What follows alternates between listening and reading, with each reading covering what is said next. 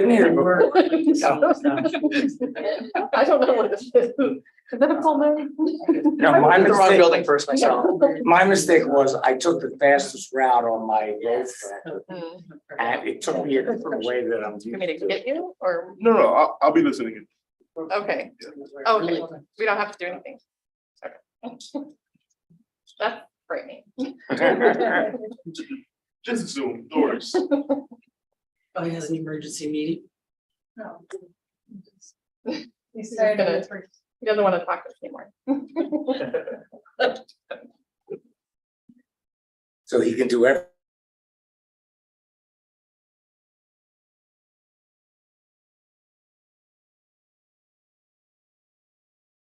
everything from the kitchen. Mhm. Yeah, on the runway. Oh, Hey, how you doing? Like water? Got yeah, that'd be great. The windows on. There you are. Well, you weren't the only one who got connections. Hi, how are you? Well, no, but Water? yes, Yeah. Like any snacks? So I couldn't figure out We're how going to get to snacks. this building. Because The water. it doesn't- You can't, you have to go back to I'll put a water next Yeah, to you. great. come back, yeah. Yeah. no, It's so- great. I finally figured They that out. didn't tag over there, but. Sorry? Oh, you're. Oh. You can put it wherever you want. Get your breath and. You have to do that. I'm happy to get snack. Oh, okay. Thank you. I'll redo it, don't I think worry. actually the person I went to the room today had trouble figuring out where it was. You know, we'll make And it then when look I knocked on the intentional. door, Yeah, It's like setting the nobody was table. there to like open that. you Then I want was your like, name, oh, you want to I'm put it really in in the the place. It's very distracting to sit on that side. Because the planes. can fit in. Are there really that many that are taking off? Not that there are that many, but it's like, as soon as one appears, it's like, you can't help it but just watch it. So. It's actually a nice view. Oh. Take a breath. It's gonna be okay. You made it. You're really not even, I don't think you were actually officially late. No, you're all that, you're still here on time. And then I couldn't get through to maps to work on the phone. I saw when you got up on commercial, I said, oh, Would you like a pen? Oh my God, we have a well, that's what's where that? Yeah. Right, I'll look around. Could you explain to Simone how to Give me get dinner. it, because it's, right, I just sent you. Early a bird. Yeah. Right. Ah. And so I'm like, "Oh." And then she's like, no, she started calling. Yeah, and then I couldn't pick. We'll up. give everyone a few minutes. Apparently. Okay. Yeah, sure. So I can't answer the phone. Assistant city attorney, just let me know she's gonna be a couple minutes To late pick too. up the phone, and then when I'm on the phone, the maps don't. Oh, there goes one right there. Oh, Yeah. wow. Yeah. Sometimes yeah. they go in So waves, you like there'll can't be like snap and the several phone in a row. From But the it's car, from the car. Kind of Because private. the private planes, phone will so- take over, and all I see is the name and the map goes, Oh, right, Yeah. yeah. and so. Found some. Oh, that's gonna be. Peanuts are good. Lightly I'll think salty. about that, yeah. Do you know that peanuts are actually considered a vegetable? Oh, really? legume. Yeah. Yeah, that's right. Mhm. What is? Peanuts, a legume. Oh, The bean. remember that. Right now? For the next time I'm first, sorry, you're not eating vegetables. I don't think it's technically a vegetable, but it's a bean, but it's still good for you. Yeah. I'm gonna. But then defer to again- The chair's wisdom. Vegetables are leafy things, are things that's in the ground, so you have a tomato, it's technically a fruit because it's a blossom or something, so. That's right. People get confused with. It's that kind of seem like a vegetable, it's really a fruit. And then I didn't realize that tomatoes came from, are they from this hemisphere? Because I was watching some show on like how they ate in Tudor times. And they were like, oh, you know, in Roman times, they actually didn't have, there were no tomatoes. Yeah, they were native to Italy. I'm not sure where they started. From Asia, okay, that's where they came from. I was like, what? That was new. I mean, I knew. Marco Polo brought that. As I knew like all the potatoes and everything, like Yes, they got sweet potato from South America. Yeah, South America. it's South America. They said it came back with Columbus or something. And then I think like in Peru, they have all sorts Oh, of different types of potatoes. Oh, and yeah. It's the whole different vocabulary. There's like a potato laboratory in Peru that, where they hold all of the potato types of the world. Oh, cool. Oh, wow. And then I was watching on the Blue Zones series on Netflix. That in Okinawa, one of the things they eat is the purple sweet potatoes. So I suppose like that has some Are you extra an AIA? benefits. Are you an AIA? No, I'm not. That's what the blue zone. Yeah, I mean, they should sign in here Yeah, that they want CIC credits. It is good. But that's supposed to be Yeah. like me and Lorraine. Oh, okay, that's what you guys are here, huh? Well, that's not the only reason I'm here. So whoever it is, then they can sign it. Mhm. Yeah. Guys sign it. Okay. Great, I keep confessing. Both of these, right? Just the top one, and then is an AI. Just this one. just the top one for you, yeah. What do you need from me? Well, because the bottom one is for if you're AICP Oh, to get okay, credit. okay. Yeah. What do we put for organization? City board member or board member. Just board member, okay. Who's the architect? But I'm no longer a member of the AIA, I used to be, but.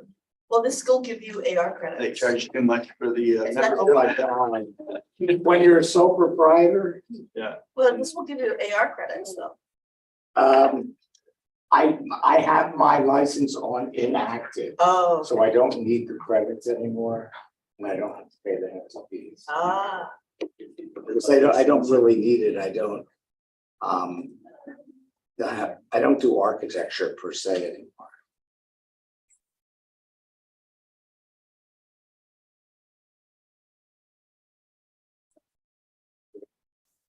Hi. Yeah, yeah, feel free to join us at the table. What was your name again? Okay, nice to meet you. Yeah. Rupa, Rupal. Okay, nice to meet you. likewise. She is with the Broward Trust Now, for great. Historic Foundation. Mhm. I'm an urbanist, but I used to work there. I just joined the. The Broward That Trust. is, Yeah. I didn't know there was another one. Yeah. Well, no, this is actually the city board. Yeah, I wish I knew it before I joined it. Yeah. You can still join both. Really? It's fun. Yeah, I think so. Probably fine. I don't know. Well, I I mean, don't it's know not the really a city board. particulars. Yeah, The person who could opine on this is not here yet.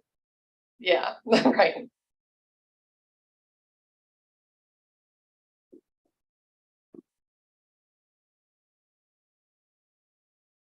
Did everybody- Lily. Everybody said they were coming. Tim is not. But Ashley and Richard said they were. Or should we start at some point? Yeah, we will. I think. Okay, give it a few minutes, I know. Is this scheduled to be a 2 hour? How long is this supposed to be? 3 hours, 2 hours? 2.5, I think. It's really It's the camp. schedule. We'll be in the morning. Yeah, don't say that. That's why I have snacks, huh? Hold it over till morning. It's quite a dinner spread over there. There's a schedule. Presentation last year? No, You didn't, okay. unless it went really well, then I'm gonna take credit. Sent to us. Okay. Yeah. pretty much. What the agenda, Oh, of course. would you like to? Take one. Share with you.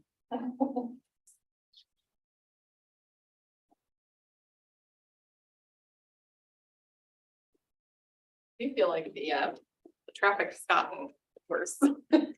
I saw that line of traffic and I'm like, how am I gonna make a U-turn? Yeah.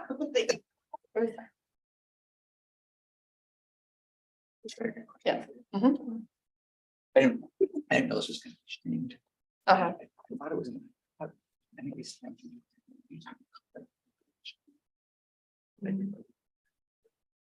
Yeah, we don't have a choice. Right. Oh, and there's a signage. Oh, yeah. Uh-huh. Okay. So we don't even have an entrance in this one. Okay. Yeah. It's pretty too complicated. Mhm.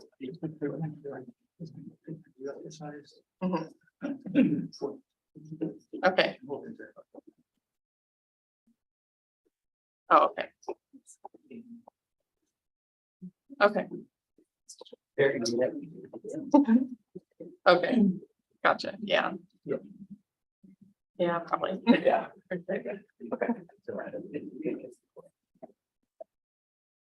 Okay.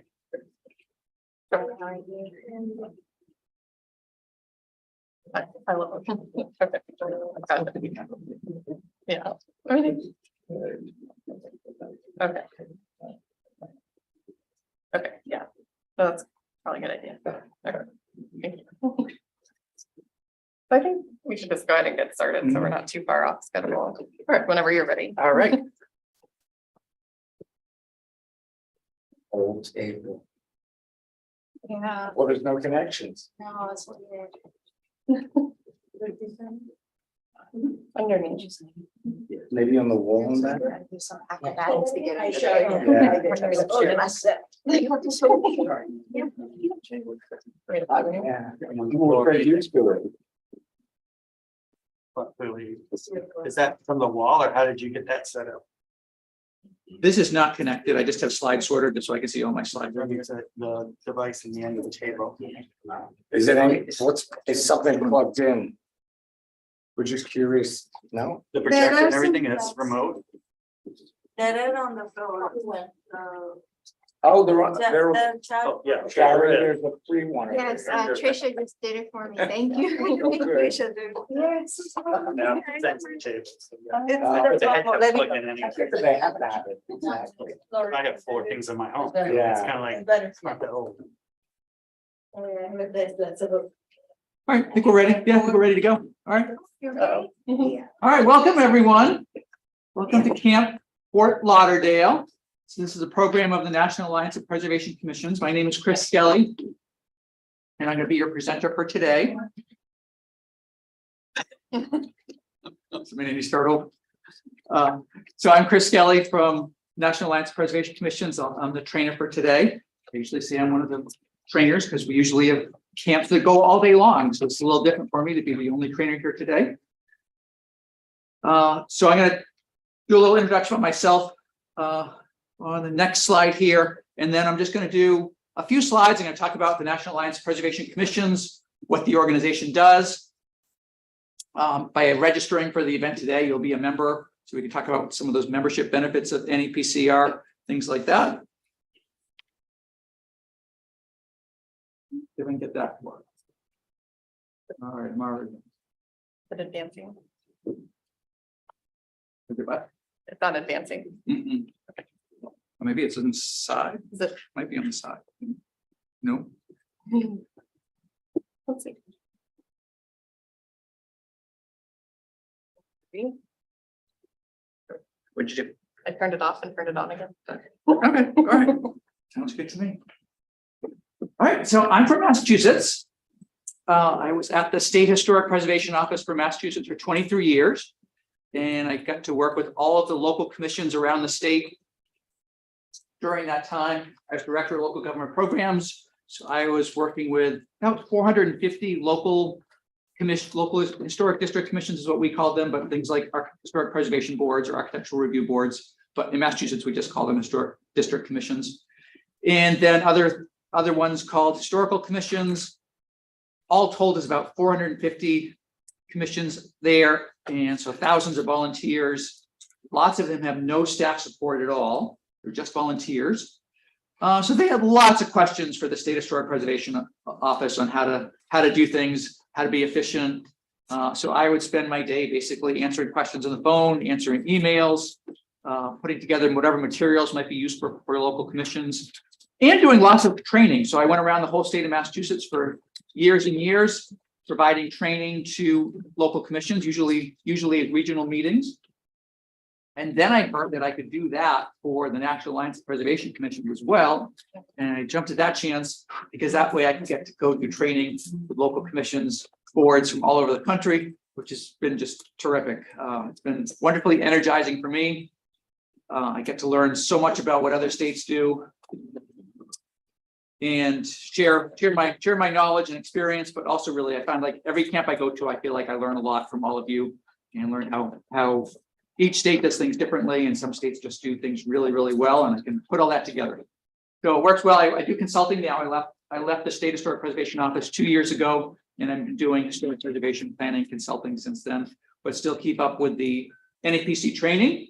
I was just in Alabama this week, doing a training there in Montgomery, and here I am in Fort Lauderdale. So I'm happy to be here.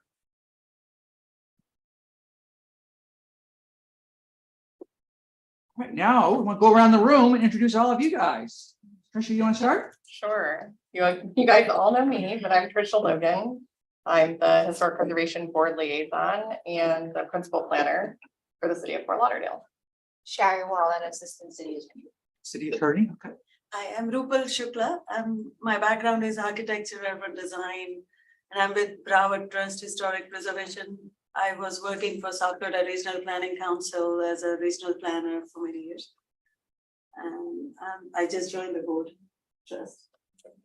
Okay, great, welcome. Thank Hi, you. Chris. I'm Hi. Alan Jones, on the board representing, financing, the banking side. And so if there's anything I could learn about that part of your work, I'd be interested, but looking forward to the training. My name is Kaylee Linares and I work for the city of Fort Lauderdale as a planning assistant. I'm Lorraine Tappan. I'm a principal urban planner. One of my specialties is long-range comprehensive planning. I'm Simone Chen. I'm with the city of Fort Lauderdale, urban planner. Richard Gray, board member at the city of Fort Lauderdale. Have lived in multiple cities with historic properties that I've owned. Now live in the only residential historic district in the city of Fort Lauderdale. And I'm Arthur Marcus. I'm an architect and I'm chair of the board. Okay, great. And so for the commission, the board members themselves, how many of you have been on for more than 2 years? There's only 3 of us here at the moment. So And so 1 year on the board? almost 2 years. Almost 2 You've been years. Almost just over 1 year. Yeah. Almost 1 year. Well, like, You? Not yet. You've been, I feel like you've been on the board. well, I think A your long term's out time. after 6 years or Is something. it 6 so- years? Yeah. I think he served a partial term initially, and then now you're in your second 3-year term. You would know all that. Okay. Yeah. All right, well, thank you for the introductions. It definitely helps. Here. Okay, so is anyone wondering about continuing education credits here for AIA or APA? Looks like you had something that you were. No, I up don't. here. I'm You're all not. set, okay. Anyone else? I just wanted to clarify how that works if you are doing American Institute of Architects or American Institute of Certified Planners, you are? Yeah, All right, so which one are you doing? I'm doing both AICP and AIA. Oh, okay, all right, so there's a sign-in sheet over there for the AIA. And then you can sign in the sheet for APA and do self-report from there, so you're familiar with all that, okay, great. And if you need a certificate of completion after this, you can make your request. You can Not just sure what's happening over there. contact me.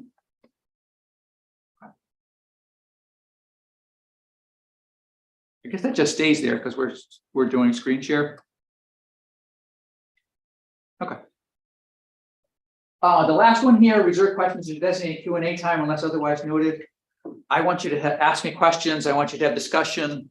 I don't want to stand up here and just talk because not only does that get boring, but you might be like, well, boring for you. But I don't know where you're at. So whenever I come into do a camp, I never know quite where I should sort of level things off at. So the questions and discussion have really helped me to know whether I should go slower or a little faster. And I really want to be as flexible on this camp as possible. So that I can give you what would be most useful for you. So anyway, so speak up with questions. That's our agenda for today. So we're just doing the welcome introductions right now. We're going to talk about the standards and guidelines for design review after this. And then we're going to take a quick break. And then we're going to go into a design review exercise after that. And then we'll just have a little wrap up if we need some follow-up questions, discussion after that. So we're expecting to still be done by about 6:45 tonight. Okay, so the National Alliance of Preservation Commissions is all about the local review boards, preservation commissions, historical commissions, historic district commissions that make up all of the cities and towns across the country. And they're all about trying to build strong local preservation programs through education, training, and advocacy. So the education piece comes in a couple of ways. We have a newsletter that goes out quarterly. And so that's got some great articles in terms of resources that are available for local commissions. Sometimes there's a section on things like affordable housing and historic preservation, or economic impacts of historic preservation.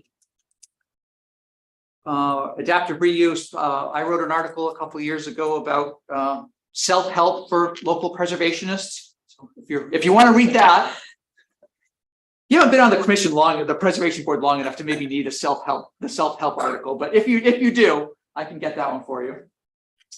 NAPCL is this great thing, a listserv. And that's for anyone with a question about a local thing that you're dealing with. You can go ask everyone that's on the listserv. So hundreds and hundreds of people just like you that are on boards and commissions from around the country are on this listserv. So you can go there, ask a question, and you can be pretty sure that in an hour or two, you already start getting responses back saying, oh yeah, we dealt with that a few years ago. Here's how we handled that situation. So it might be questions about outreach things, housing things, any kind of adaptive reuse, might be materials. Lots of questions lately about material related things, where some material is deteriorated and they're wondering how best to address a material. So a great resource for local boards there.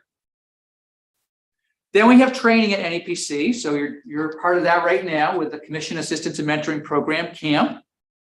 And so there's trainers that go all over the country and provide training to local commissions and boards. And then there's also one that started a few years ago that focuses on disaster planning and resilience.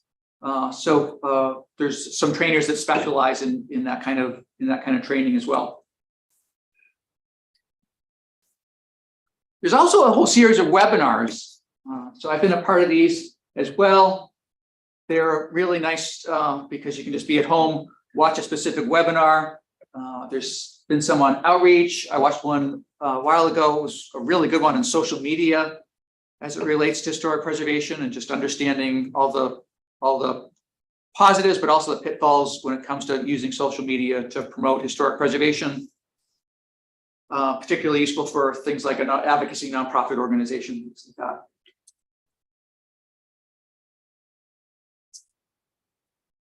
that. For training, there's also a biennial conference. Last year it was in Cincinnati. And this is a conference that's for all the boards and commissions around the country. And it covers all the kinds of topics that might be useful for local commission members. And next year, you can see where it is. It's going to be right nearby, next door. So next summer, it's going to be held in West Palm Beach. And there are fees to attend, or? There are, but it's a pretty reasonable fee. Yeah. Yep. Yeah. So there's some of the themes that typically had diverse and underrepresented resources, advocacy, education, community engagement, resiliency, sustainability.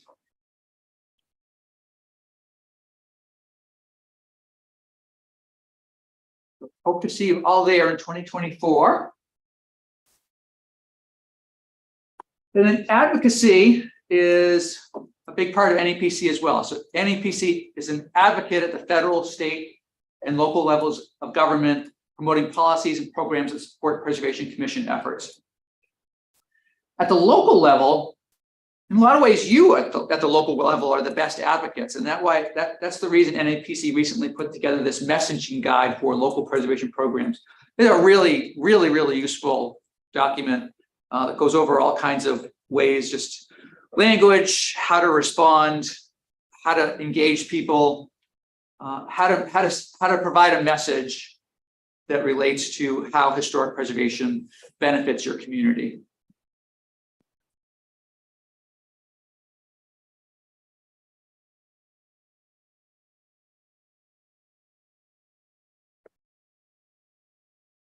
So membership in NEPC, benefits down here, you get that newsletter. You get the free the webinars are going to be free, and then you do get a discounted rate if you come to the forum. And as a registered member here today, you get a 1-year complimentary membership at NEPC. All right, I am going to jump to my next presentation.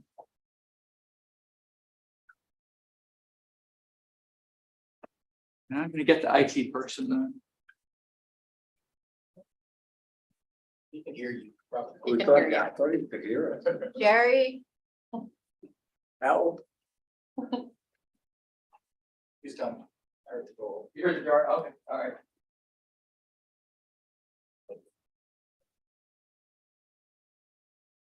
All right, well, while he's getting that ready, if you can, Jerry, if you can help me get that started up. And is that always going to be on the share? So you can't get rid of that? Right. What is discard this, I have right? no idea what it is.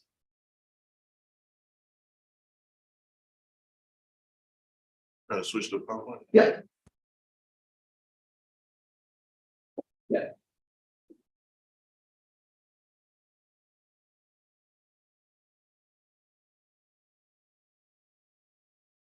Sorry, I'm late. I went to the other place. You're not. the I only was too one. anxious. Sorry. It's like-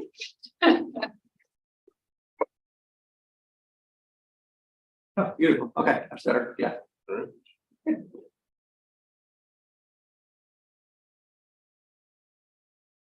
I have a one-pager handout for this presentation. We had two new people come in, right? Yeah, you just came in? Yes. Yeah, okay.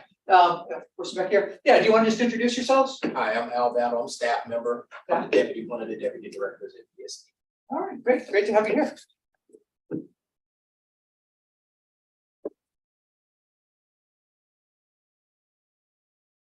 Oh, and sorry. Oh, my name's Ashley Walker. I'm a board member. You're a board member, okay. How long have you been on the board?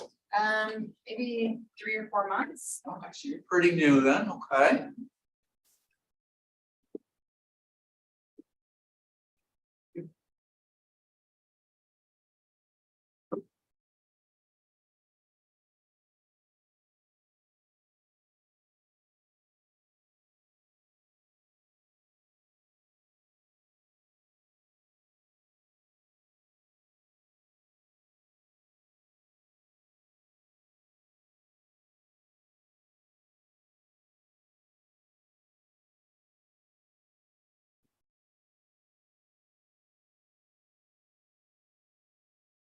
All right, so this presentation is going to cover 2 things. It's going to talk about the Secretary of the Interior standards. It's going to talk about local historic district design guidelines.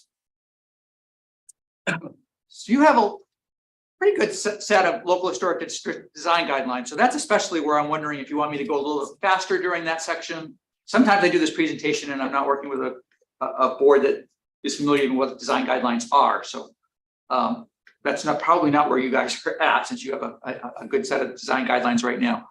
So when we get to there, we can talk about whether I should go a little faster at that point.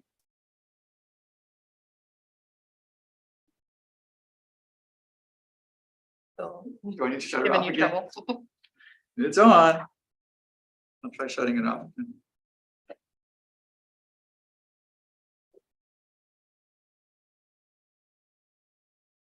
For me to maybe advance the slides for you, No, because it's not on that. but it's on that keyboard. Is it on that one? Mm-hmm. No. Oh, it's, even if I hit this keyboard. No. Nothing.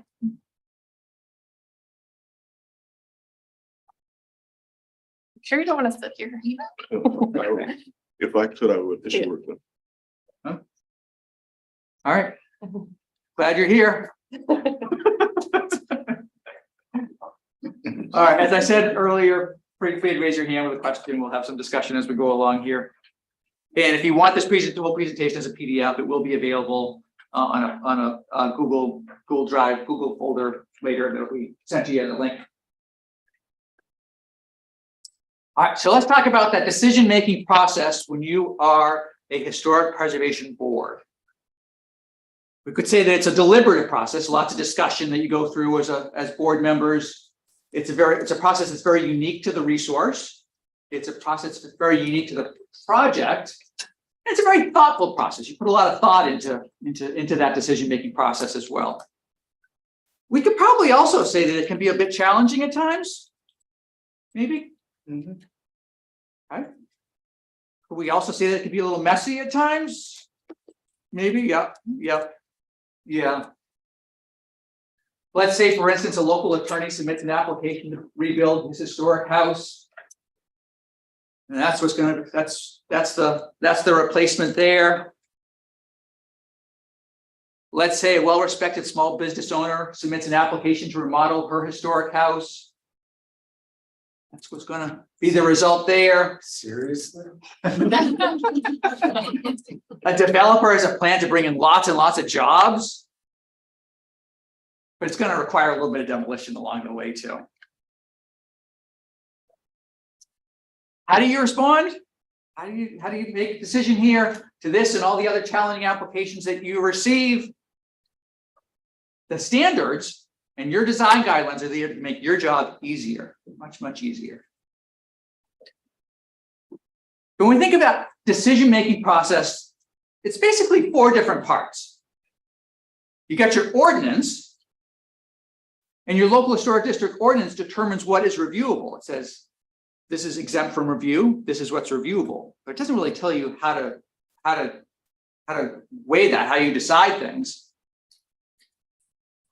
So you start off by having the Secretary of the Interior standards, which gives you a nationwide context for good preservation practice. That's what the standards are all about.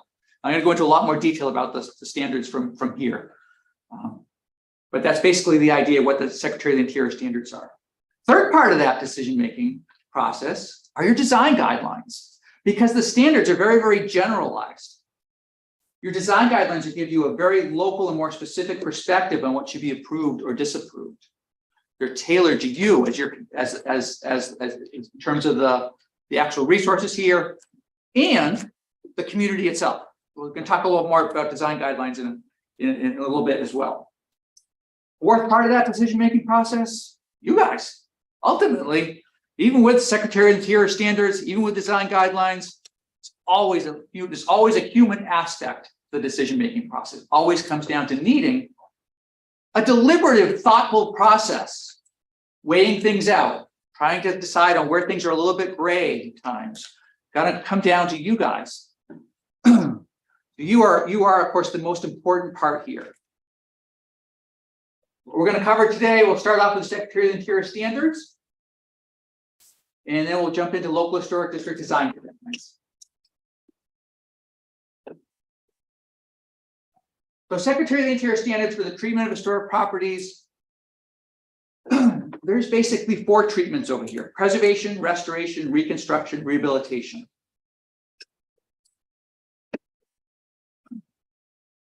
Now I'll just mention right here. So I'm going to mention all 4 of those here: preservation, restoration, reconstruction, rehabilitation. We're really going to focus on that last one though, and I'm going to explain why in a little bit. We're really going to focus on the one about rehabilitation, because that's actually the most important one today. So where do these standards, these national standards, ever come from? They really came out of the 1970s and the National Park Service giving out grants and starting the federal rehabilitation tax credit program. And the National Park Service needed some criteria. They wanted to make sure that for projects that were coming in, that they were really good projects. So they needed some standards to be able to say, well, you're not going to get a grant unless you meet these standards. You're not going to get any tax credits unless you meet these standards. So they needed some really clear guidance. So, but they also needed, being national, they needed some national standards. So they're very, very general. But that's basically where they came from. It's all about having preservation best practices. Question for you. Yes, ready. In the last slide, Do this. what was the milk bottle on the right? What was it? It's a diner. Oh, it's a diner. Yeah, Okay. yeah. I had breakfast there one time. Great. Yeah. I love roadside architecture. Dairy farm. Yeah. Where is it? Just. That's in Massachusetts. Oh, okay. Yeah. Nice. I saw that milk bottle. I'm like, I got to go with breakfast there. Absolutely. Yeah.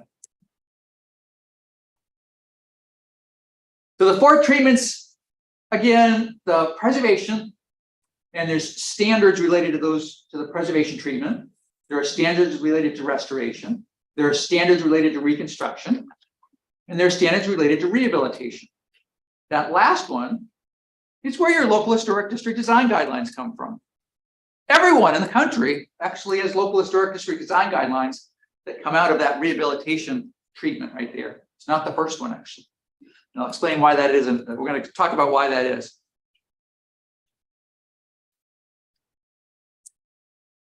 So just one slide on the treatment of preservation.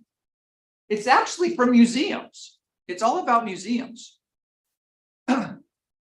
So treatment for preservation is actually about keeping your intervention to a minimum, where you try to retain as much as possible, and you reflect a building's multiple stories over time. So for this plantation in Louisiana, when the National Park Service took it over, they wanted to tell lots of different stories. They didn't want to take it back to one certain period in the past. They wanted to show all kinds of different uses and experiences in time in their interpretation of that site. So this general store here, they want to go back to a certain time, a 19th century time period. They left those gas pumps out there to be able to tell a 20th century story as well. Isn't it, I've learned it's been confusing to not decide on a particular building time that you're going back to. I mean, I know what they're trying to do here with the stories, but isn't it a little confusing? Which part, you mean in terms of being it's all somebody that shows up here? Is it authentic to 1940, 1900? I mean, I don't know the years of this building. Yep. I think maybe what you're getting is how do you interpret this? Yeah, all right. Yeah. How do I? Yeah, it is a museum. So it really comes down to how does the organization of the museum interpret something that's going to have a strategy where we show lots and lots of different time periods throughout. So there's a place for things like this, where you really just want to say, well, that's my favorite, the saying there, we like it just the way it is, don't change a thing. You're not necessarily letting things deteriorate over time. You really just do the minimum. So when the roof on this general store starts to deteriorate, well, they're going to put it on a new roof. What they're going to do is the smallest amount of intervention just to keep it just as close to it is right now. So My understanding of that is like you're trying to tell the story of the property, the evolution of the property. So just like something as grand as the White House, it's had a history where it's evolved or changed over time. You want to keep that and you want to add on to it accordingly. It's part of its history. Just like as you're assuming to tell a story here of what it was. It was a gas station at one point, it was a general store at one point, it was Yeah. private property, whatever. That was the evolution of the property. So you're trying to retain that history as much as possible. yeah, I mean, in this case, just to the left over here, there were slave quarters. And they actually had a circa 1970 TV in the slaves quarters because it had gone to sharecropper right up until then. I mean, it was kind of breathtaking to walk into the quarters like that and see it actually, see that room basically the way it was lived in 1970 something. So I like to say this treatment is all about let it be, not let it go, if that means anything. Some of you might understand what that means. I have a question. Sure. Mostly preservation is done through the building, like you guys are using building as a preservation for the design guidelines. What about the land use? And I like the approach, what he was talking about, evolution. So do you guys categorize like for the comprehensive plan or something like economics? Like even if you are storing the concept, for example, industrialization or agriculture, job creation and the economics of that time, because you mentioned slave quarters. So that was the period. So you guys preserve that kind of history also for that and use the resources to maintain that as well? I'm not sure I understood what you're asking. The reason I come from a developing country background, and in India, we had a lot of colonial buildings. So we Yeah. had an approach like, okay, we want to restore the colonialism Yeah. as an architecture. And then we also incorporated tourism to it. Like not just the museum or the understanding of the tourism industry. I don't see that part of other faculties or the other involvement of another economic generator for the preservation. Is there then dialogue going on in the recent times? Let me jump to the next one and see if it talks about that. So the next one is actually about restoration, again, with museum though. And so obviously a huge economic generator right here, Colonial Williamsburg in Virginia. Here, the treatment is all about returning to that specific period in time. So we've gone from preservation to restoration. Now we're actually saying we want to take away what was added, and we want to put back what is missing. So for this building, in the 1930s, just before Colonial Williamsburg was established, it looked like this. Now it looks like this. So a really dramatic change. You can really see all the things that they took away here and all the things they actually had to add in to return it to that time period. I know this is talking seemingly about a lot of government or museum or those types of properties or structures. Yeah, Majority of stuff that we do get here are residential properties. that people live in. Yeah, yeah. So this isn't what you do at all, right? Yeah, yeah, yeah. Last one, or the next one here. You don't do this one either. Again, mostly for museums. So this is done by museums when they want to do an interpretation. They want to be able to take people back to a certain time period, but what was there isn't there anymore. So they got to rebuild it. Not done very often, but it does done sometimes. And there is a value to this. And this is a personal one for me because my parents took me to this Saugus Iron Works when I was about 5 years old. I don't actually remember it, but they talk about how excited I was because I probably, actually still, water wheels and things moving around. I loved it. And so why as a kid did I love it? Because it was right before my eyes. I didn't have to read about it. Everything in terms of the significance of this site, it's below ground. It was an archaeological site. So they put things back up as structures to the best as they could to know what it looked like in the 17th century. So again, there's times when this is done, but it's not, this treatment is really rarely done. And of course, never done when you're historic preservation board. So that leads us to this one right here. I've seen it done by a historic preservation board. When Oh, the you're right. historic building is deemed unstable or won't stand up and the structural engineer verifies that. Yeah, then you're right. They don't like to do that, but then they'll order a reconstruction. Yeah, you're right. I was in Deadwood, South Dakota in the spring, and there had been like a gas explosion or something, and it took out a building right on the main street, and they rebuilt it just the way it was. Yeah.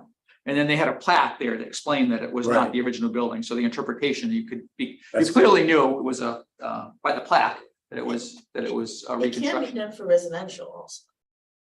You know, if there was a house that was significant enough for it in the storytelling of the town, that a homeowner wanted to do that undertaking.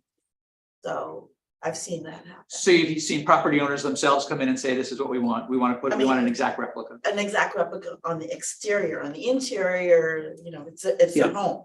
They're not gonna have a Yeah. lot of tours coming through, but. And we've also on this board, a few months ago, I've forgotten the architect. The vote was to tear it down, but the owners went back and talked about moving it off the property. Do you remember which one that But was? the Canadian one is that you're The referring to, Vignette. well, that one was not designated as contributing, but it But it was was, still significant. and it was recommended that they Right. do try to move it. And we had questions about that. You know, that was up to them as the property owner. Anyway, Yeah, Mhm. we did have one reconstruction case semi-recently where, It was The- the Francis of Brewer Hotel that they reconstructed it. well, they're going to be reconstructing it, but it was made out of, like the mortar was basically just sand. And so it was difficult to really do a rehabilitation project there because it was unstable. So several structural engineers said they couldn't do the rehabilitation work and it just wasn't structurally stable enough to proceed. So it was either reconstruction or demolition. back in the 20s, they used to use beach sand Hmm. in the structures. Mhm. Yeah, so it was a little bit of a difficult case, but they fully intended to do the rehabilitation, but once we actually got into the construction documents with them, it just wasn't going to be feasible. Okay, yeah, so there are some exceptions, but yeah, for the most part, reconstruction, not what you do. It's really all about this one for what you do as a historic preservation board, rehabilitation. Adaptively use it or lose it is what I like to say, because you've got to be able to figure out how you can keep the buildings in your districts economically viable so that people can live there, people can run businesses, and that there can be growth, there can be adaptive aspects to these buildings so that they can continue into the future. So, yeah. Can you write something into a city ordinance saying that before an owner decides to tear a building down, he needs to investigate adaptive reuse? I mean, I don't know how you legislate that, because usually when we have a project that comes to us, they've already decided to tear it down. To answer that, isn't there LDRs, like a land development regulations? We can change the land use Well, that's where it would have to be changed. Yeah. So we have to incorporate land use component, and I see that part missing when I was reviewing Because that's another board. board, right? And that's But the that- subject matter that I'm gonna try and bring up in future. Oh, good, okay. That's great. Great, and that's a great question for your city attorney. Not today. I guess that on a future board meeting.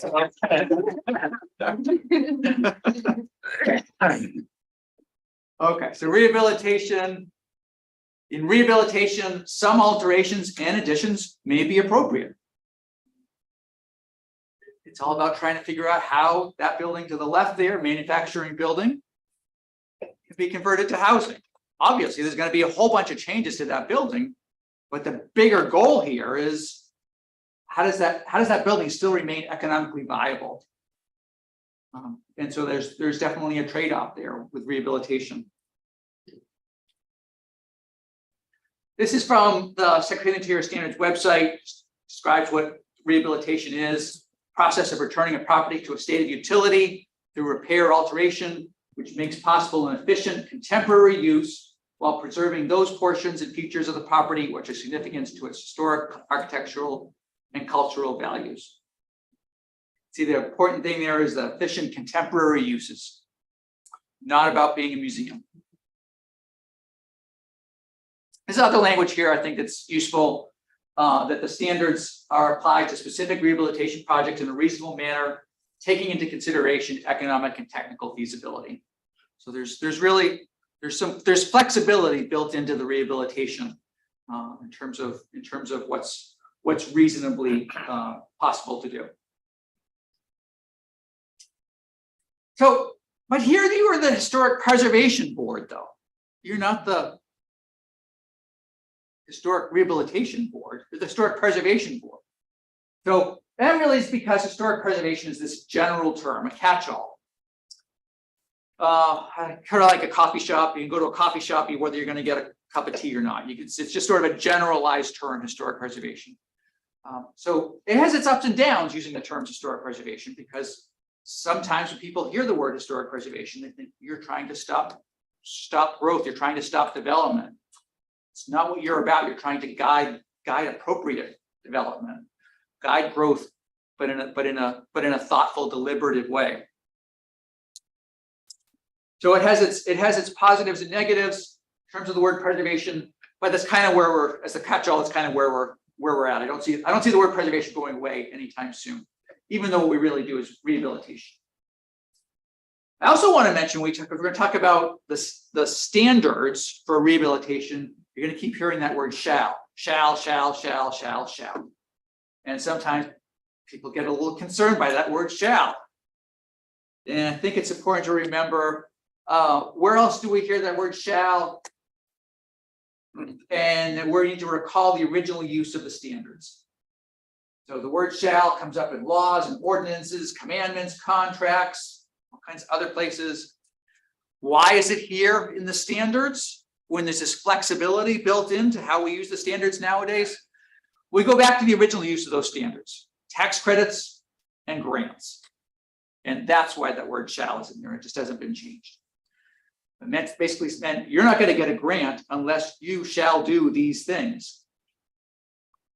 But really, the flexibility really is built in there.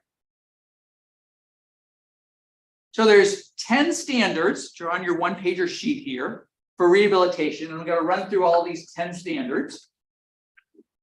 Number 1 is a property shall be used for its historic purpose or be placed in a new use that requires minimal change to the defining characteristics of the building and its site and environment.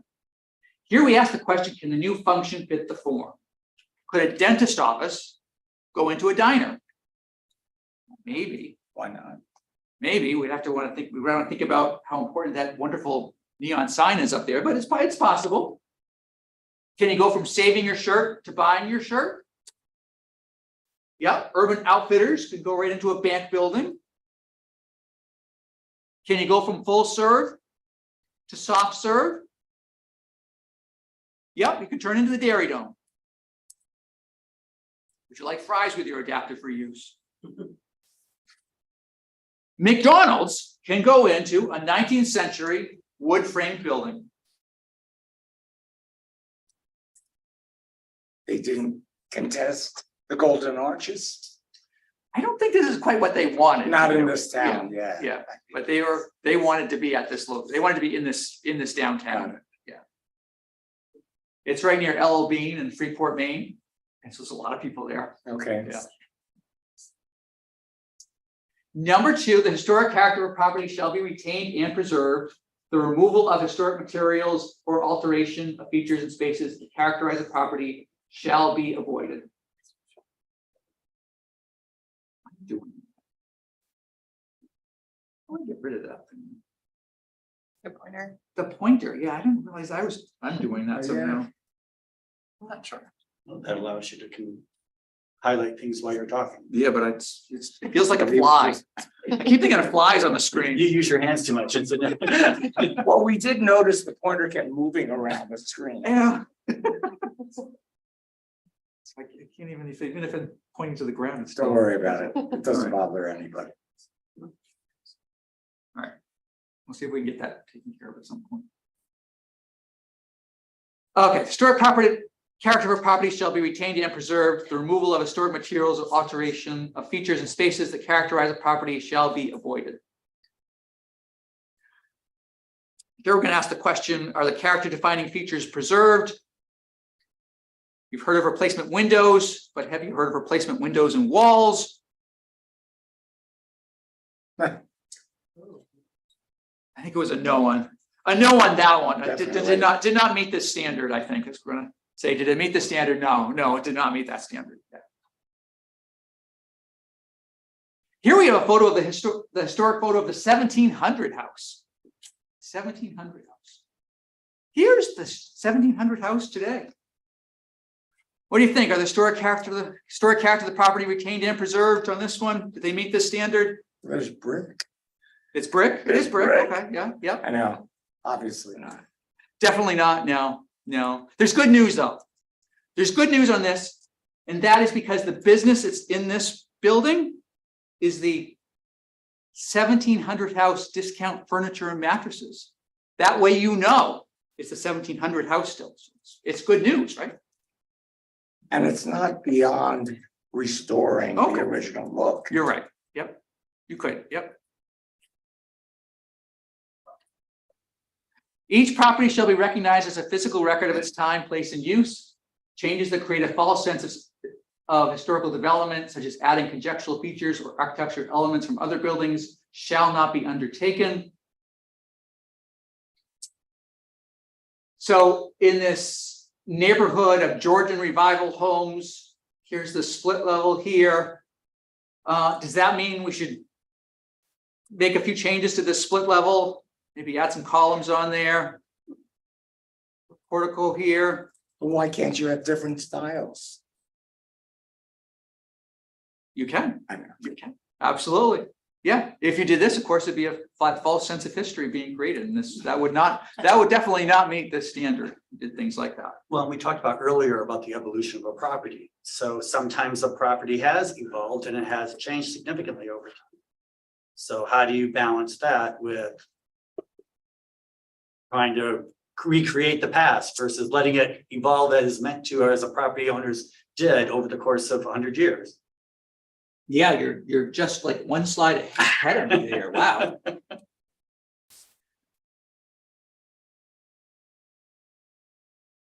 Most properties change over time. Those changes that have acquired historic significance in their own right shall be retained and preserved. There you go, right? Yep, there you go. The stories to tell here. Here's a couple examples of how this is put into practice. We have a barn that was altered with an artist studio window. So 19th century barn, window was 20th century. Obviously that window was put in quite a bit after it was a barn, but that window is an artist studio, a famous artist. That was a studio to let in natural light. And so that window has taken on a really important amount of significance. And that's now an important part to keep on that barn. This is an interesting example here as well. So you have a Federal Revival home, a Federal period home right here. So around 1800, that fence that is out front is around 1900. In the Colonial Revival period, came quite a bit after that house was constructed. Now the new owner came along and wanted to do a treatment restoration. So this is part of a locally designated historic district. New owner comes in, wants to do a restoration, says that fence has to go because that was built in 1900 and I'm going back to 1800 for my house. The Historic District Commission said, oh no, that fence is significant as well. It's got to stay. So they did not allow that property owner to take down that fence. Eventually, the property owner came around and recognized that, yeah, that fence was an important piece of the property as well.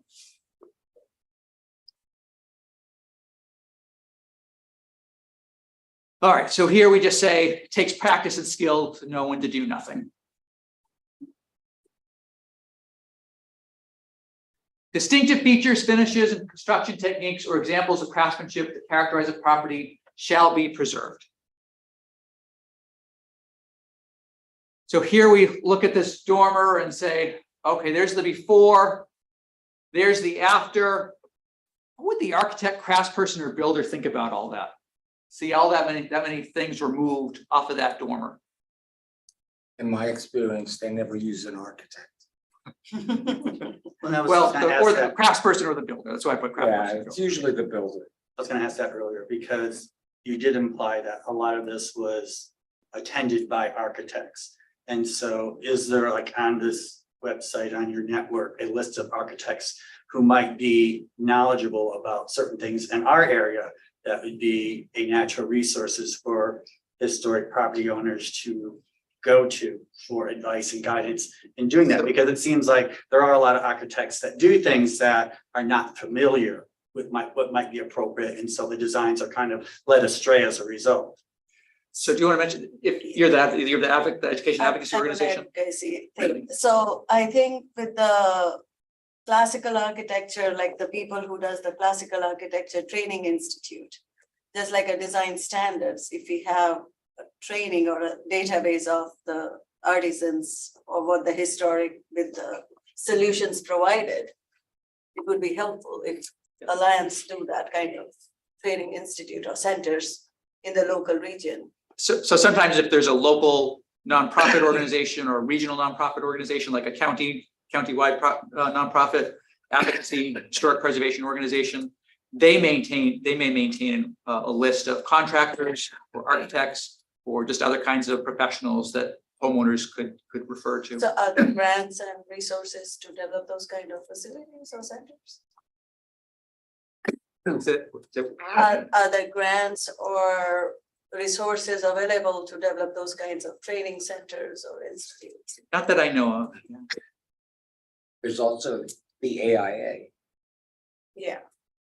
But they wouldn't break it down like you wanted Right, to. they're just gonna have a list of architects in the neighborhood, not necessarily someone who's familiar with a particular. Well, you would have to do that research. All right, 6, deteriorated historic features shall be repaired rather than replaced. Where the severity of deterioration requires replacement of the feature, the new feature shall match the old in design, color, texture, and other visual qualities. And where possible, materials. Replacement of missing features shall be substantiated by documentary, physical, or pictorial evidence. So here, if you can't repair, at least repair in kind. So on this building right here, one of the columns was so deteriorated that it had to be replaced. Well, they had other columns there to go by to figure out how to how the last one should be put back on again.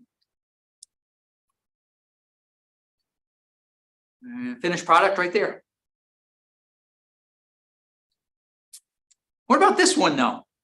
It's a little bandstand here. So take a look at this and look to see what they did after that and see if they met this standard. No. Yeah, so did not repair in kind here. They did a repair, but definitely not in They didn't kind. want to spend the money for the fence. Yeah. They thought they were going to get a preservation award for this one, but no, they didn't get a preservation award for this one. What seems to be going on here?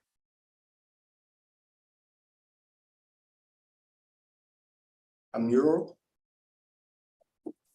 Is it a business property is a question, because if it's a Lego store or something, it could possibly be a representation of that business that was there and Are they repairing in kind? no, but What about it that one? could be No. adaptive reuse.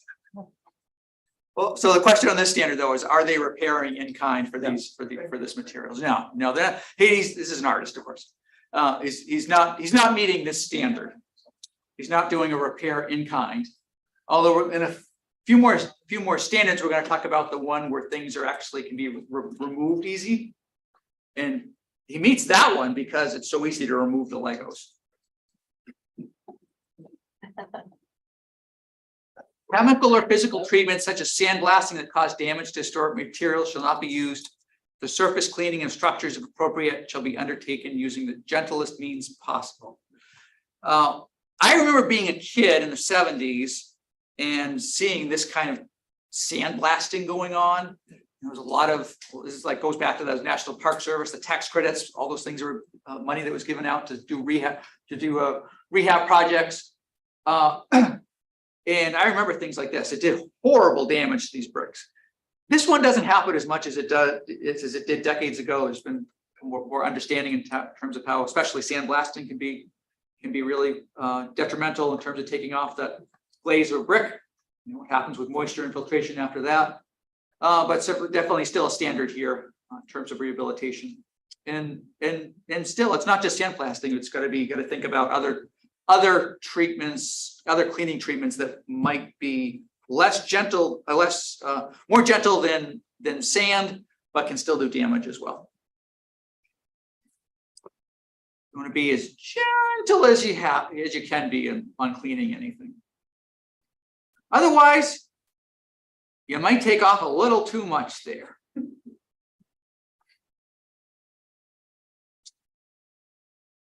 Significant archaeological resources affected by a project shall be protected and preserved. If such resources must be disturbed, mitigation measures shall be undertaken.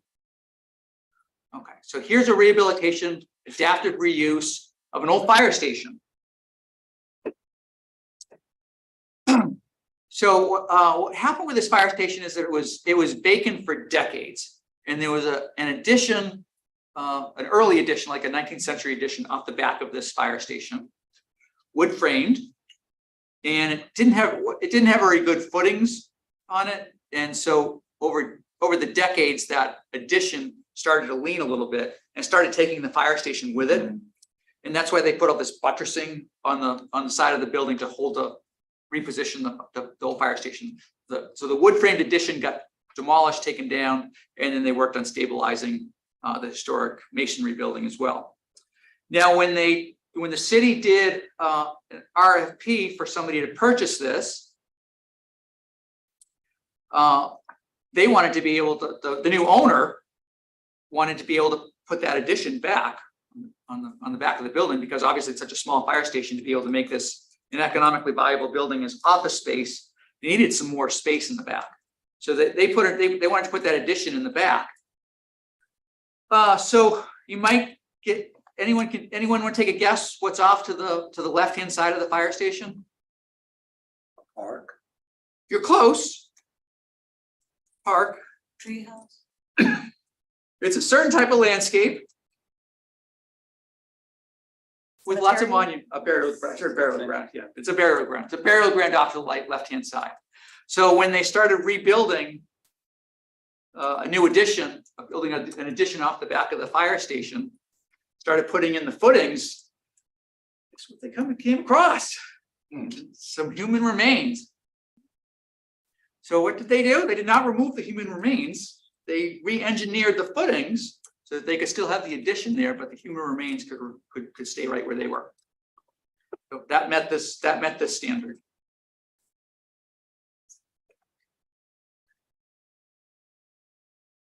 Nine, new additions, exterior alterations, or related new construction shall not destroy historic materials that characterize the property. The new work shall be differentiated from the old and should be compatible with the massing, size, scale, and architectural features to protect the historic integrity of the property and its environment. So here we ask that challenging question, really paradoxical question: is it similar and is it different all at the same time? So in that addition right there, might be different opinions on that addition in terms of that elevator shaft.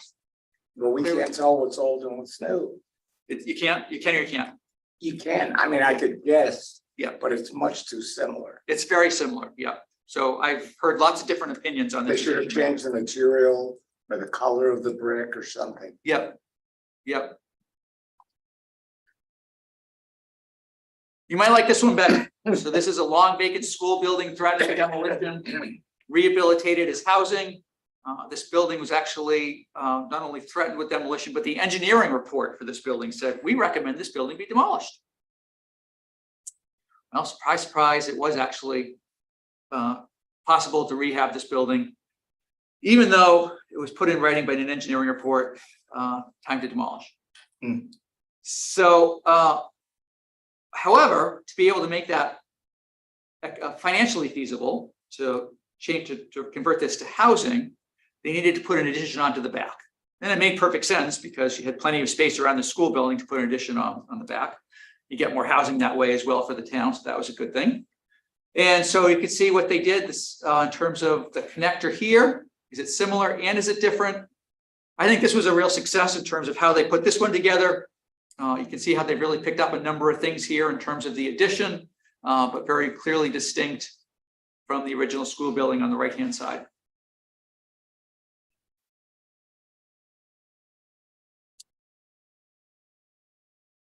All right, back to the Legos again here.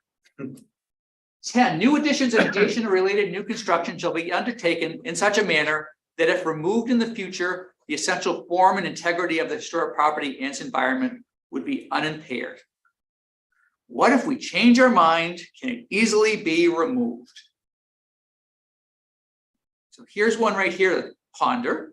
So take a look at this building. You can see what they did to the front porch here. They needed some more office space. So they've enclosed the porch to get a little bit more office space there. So questionable whether this met all the standards here, but we're just talking about this one right here about removability. And it's probably pretty removable in terms of not doing a whole lot of damage to that facade if you, for some reason, wanted to remove those glass partitions at some point. And it might actually happen. So even though they got some additional office space, so this is up in the north, but we still have sunny summers up there too. And that faces south. And those things are unbearable in the summer.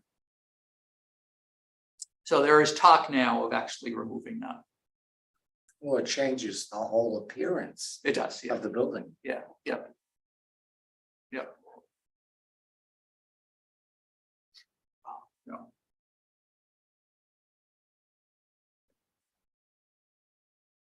What was his name? Gary. Hey, Jerry, I need your help again.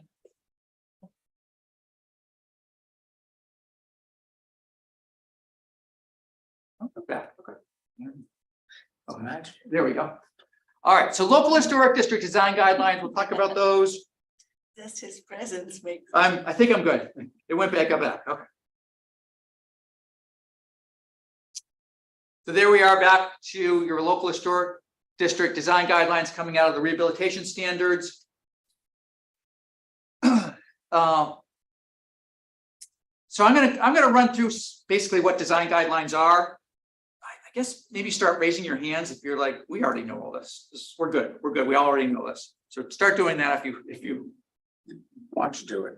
go ahead and do it. Okay, yeah. All right. So I want to read my audience and know if I'm going too slow here. But it's for you, however you want me to cover it. What are design guidelines? Basically, they are meant to assist applicants and commission members in understanding the design objectives of the district. Hey, Jerry, is there any way to get the mouse nut to, so it keeps, it's like a fly across the screen.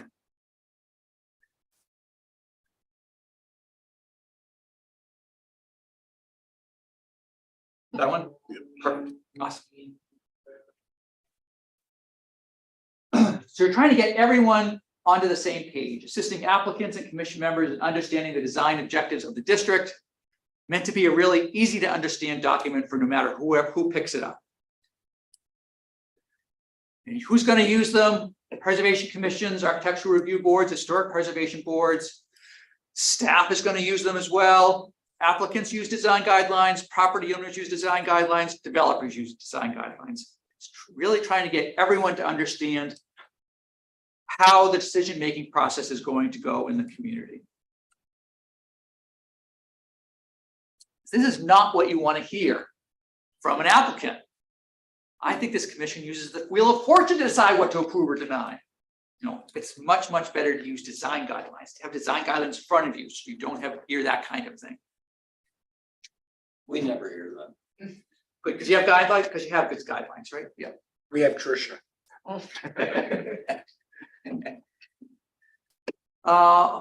So I think this is the idea of where do you come up with having design guidelines? It's based on your historic property inventory. And that inventory gives you a baseline understanding of what's in your community. Gives you a baseline understanding of the context of what's in your districts. And it's essential for understanding the character defining features of your district. I'm going to explain character defining features in a couple more slides here. Nope, on this one actually. Character defining features are the elements of your local historic district that make it unique. What are the character defining features in that building right here? Lots of them, right? There's lots of things about that building that make it very unique. Those Gothic gables there, the windows, the wraparound porch, chimneys, paired windows, all these kinds of things are all character defining features that really make that building really stand out as unique. What about character defining features right here? All this mill housing. There are character defining features here as well. I mean, every one of these buildings is covered with vinyl siding. Every one of them has replacement windows. But there's a still- similarity between them all. Yeah, And you have to consider that as a whole. yeah, absolutely. You drive down this street, and whether you saw the red brick mill building off in the distance or not, as soon as you drive down that street, you go, oh, wow, I'm in an old mill building, old mill village right now. That the uniformity of that streetscape very clearly reads mill housing. It's just that uniformity there. Is that a character defining feature? Absolutely, absolutely. That building was designed with that car coming out of it. It's a character defining feature. This is the same building like that. Same building right here. We have buildings like this in Massachusetts. I took this. This doesn't really inspire confidence. Why not? Being in an airport, you mean? No, the airplane crashing into the building. That's a good one.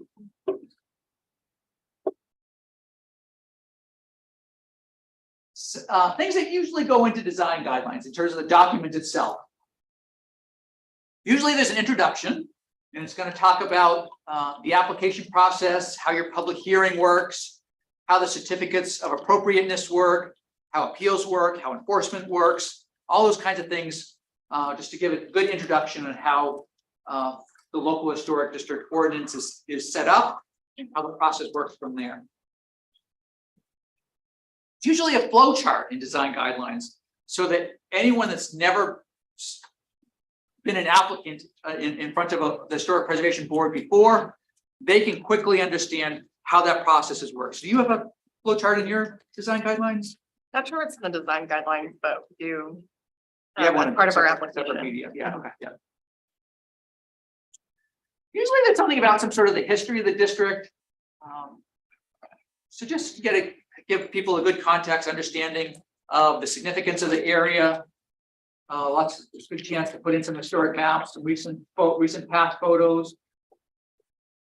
That's the Five and Dime store that I used to shop at when I was a kid. So I like to always recommend that you have some recent past photos. So appeal to the applicant's childhood is a good idea.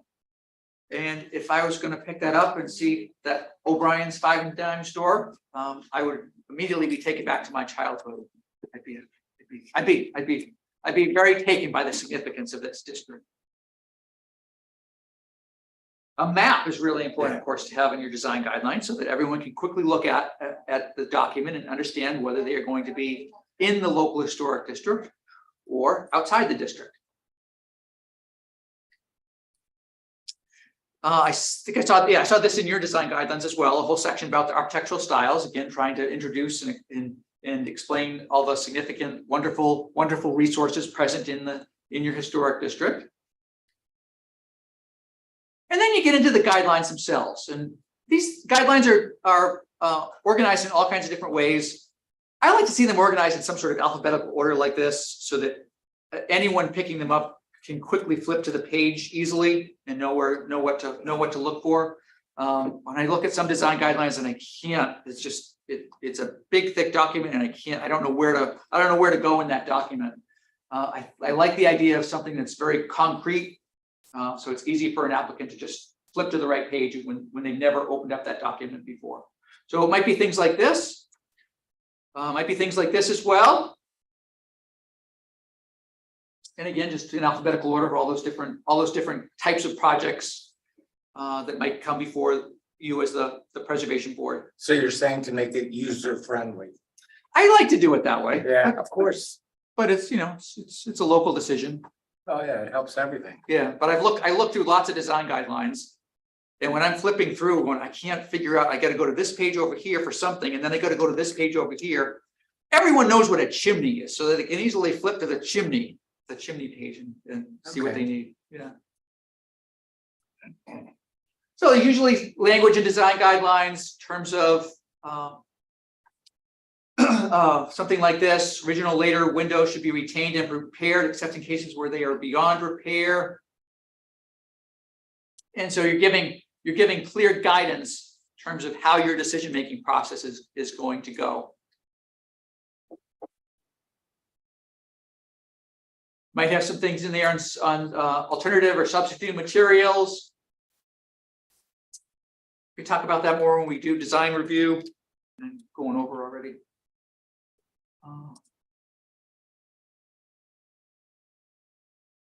Any solar panel issues coming up in your district? So we have a state statute in Florida that basically says we can't prevent them from getting 100%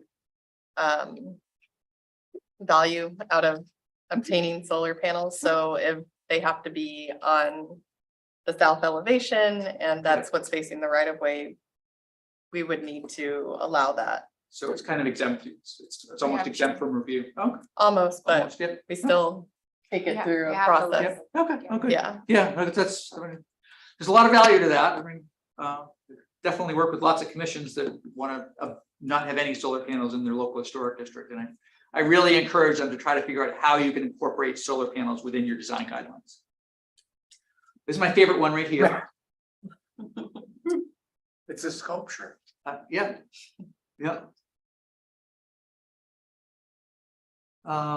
More sample text, and sometimes you'll have things like photographs and something that says something like not acceptable. There's another way design guidelines get put together. Sometimes it's done like this, as a photo of something, an appropriate treatment, and then a not appropriate treatment in terms of enclosing a front porch. Is that the same house? No, it's not the same. Okay. Wanted to make sure. When I do design guidelines, I've been trying to do it this way, where I use really positive sounding verbs to start off the sentence. So preserve, repair, maintain, and try to get away from using those words shoulds, shalls. Just try to come up with something that's a little more positive sounding. You've got some good language actually like this in your design guidelines, I thought. I liked a lot of the wording in yours. So important to have drawings and photographs in design guidelines, because it's really all about conveying a graphic representation of what's recommended for projects. All right, appendix.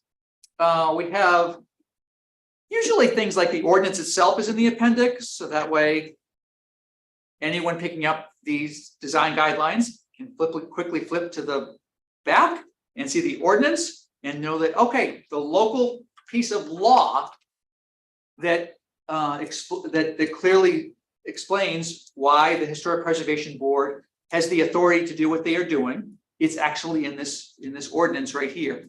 So it's good to have the ordinance there. If there's a state law that relates to your ordinance, enabling state law or something like that, it's good to have that there. Sometimes an glossary of architectural terms is good. Sometimes the application goes into the design guidelines. Sometimes it's better to leave it off. I think you keep it out. I mean, it depends on the community. Some put it in, but it's also good to have that flexibility to change your application over time too. All right, reaching a decision. You have your site visits, you got your design guidelines, you got your staff report, you got your public testimony, you got your board discussion. All those things go into your preservation board decision. And when it comes to design guidelines, it really is not only based on the character defining features of your historic district, it's actually also based on your community standard. What is best for your community? What does your community want for the level of review in the local historic district? So some communities' design guidelines are particularly strict in terms of what they're gonna allow. Other design guidelines are gonna show a lot more flexibility. That's all based on that whole community standard of where historic preservation fits in terms of what the community wants their future to be like.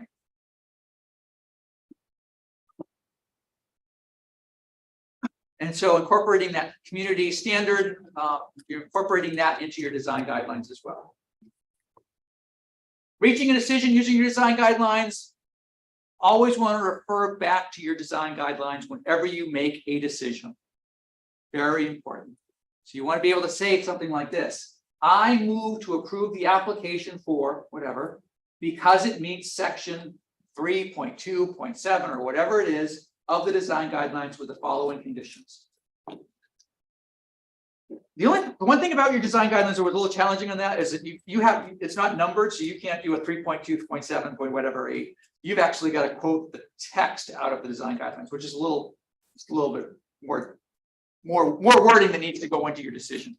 But you want to be able to quote right from your design guidelines for every decision that you make. So we oftentimes refer to the section of the code, which does refer to the design guidelines. So Okay. as long as somehow it goes back to the design guidelines, it's important. Same thing if you're denying an application, you want to be able to quote something there that clearly puts you on that firmer legal ground for your decision making. Say we're not coming out of this decision out of nowhere. We're basing it on what we have in our design guidelines. Because you want to avoid things like this. You don't want anyone to be able to say a lot of the issue is inconsistencies. This is a community that does not use their design guidelines or to have design guidelines. You want to avoid that. You want to avoid this. The decision of the Preservation Commission is overturned in an appeal process. Much less likely to be appealed, overturned when you're clearly basing all of your decision making on something clearly defined in your design guidelines. Okay, I went over a little bit. Is there any follow-up, questions or discussion to finish up here? No? Okay. All right. We're going to take a quick break, and then we're going to come back and do some design review exercises and see how that goes. Okay.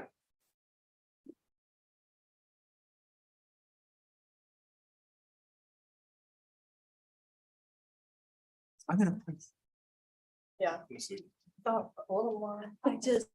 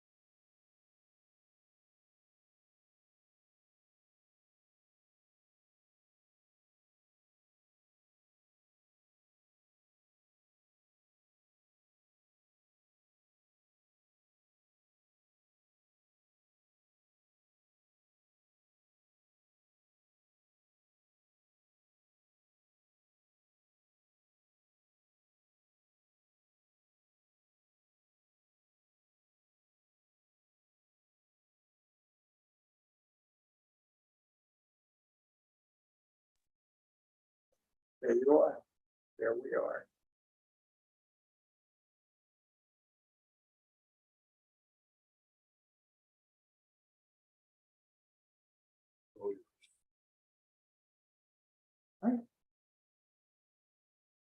Okay, so on the camp menu, which is basically the list of all the camp training sessions that you can have, pick Secretary of the Interior standards, design guidelines, and then you pick the design review exercise. So we're jumping into that menu session right now, the design review exercise. Now, this is what I've usually put together for different projects that we could have as discussion points. This is going to be done by vote. So we're not going to have time to go through all of these, I don't think, unless you're a really fast moving board. I don't think so. I don't think so. What's the latest meeting you've ever gone to?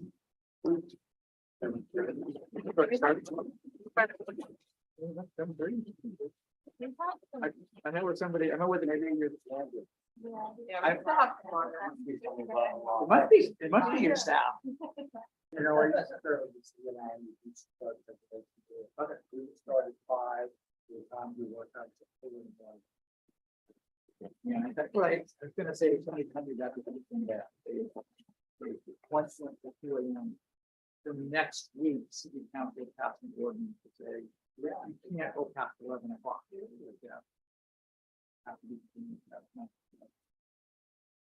So those are the ideas for what we could have a discussion point for project. Anything that stands out that you would like to start off with?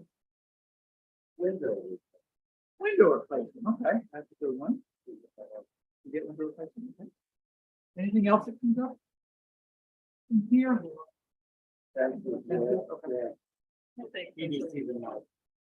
Accessory dwelling units too, does that come up?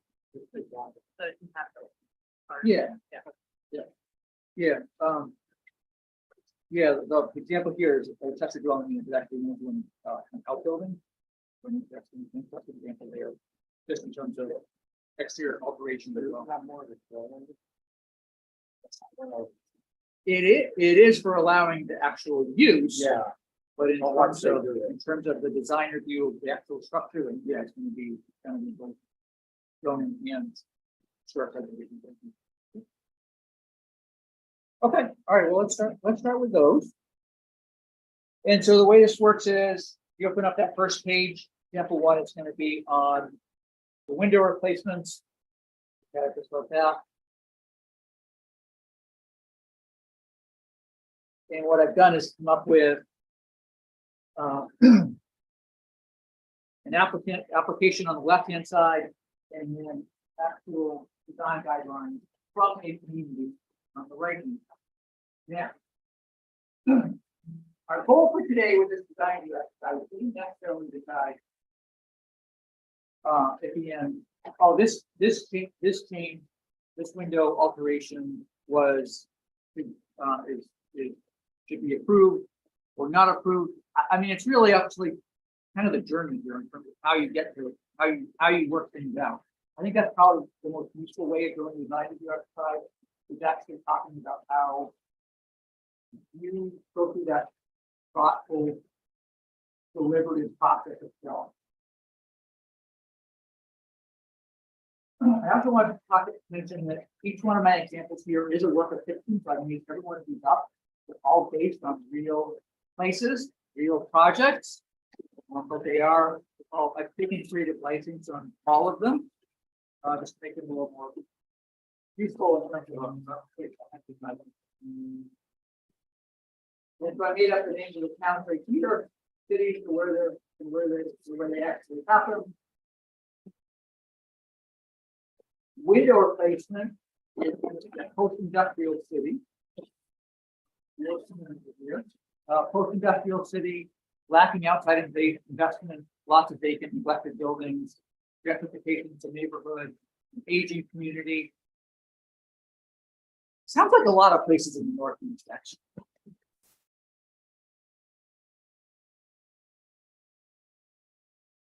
So here we have a project. The building is vacant for quite a while. is got currently got six or one in the road.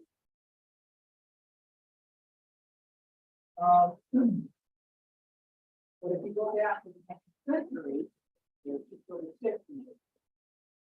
So the applicants come in and said, I plan to replace all the windows in the building with energy efficient vinyl windows that will not leak cold air, and will be easy to maintain. I bought the property last year after it sat vacant for 5 years. The windows are in very poor condition. I'm doing a full restoration. The windows are currently 6/1 double hung windows. I want to replace the windows with 6/6 double hung windows to match the photo from the 1800s. I am using a window replacement contractor that has restored many old houses in the area.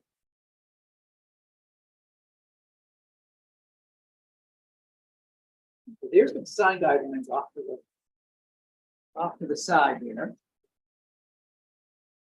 That's the first thing you do. In terms of your decision-making process, just thinking about what's in your design process.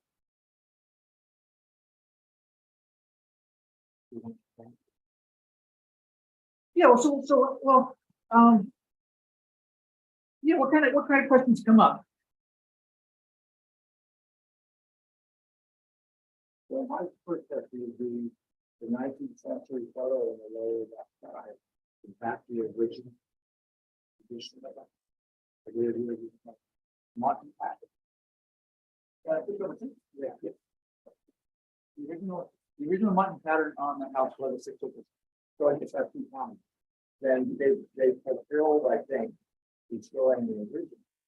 But I would be really concerned about using vinyl. That's the dilemma. We don't have it. That's the dilemma here, isn't it?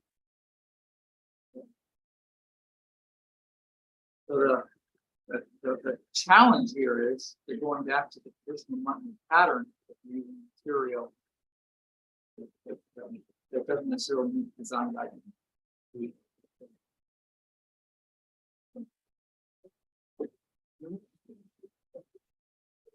The vinyl, yeah. Or it says very clearly in the window guideline that a word technically feasible, material to be restored, whatever they use.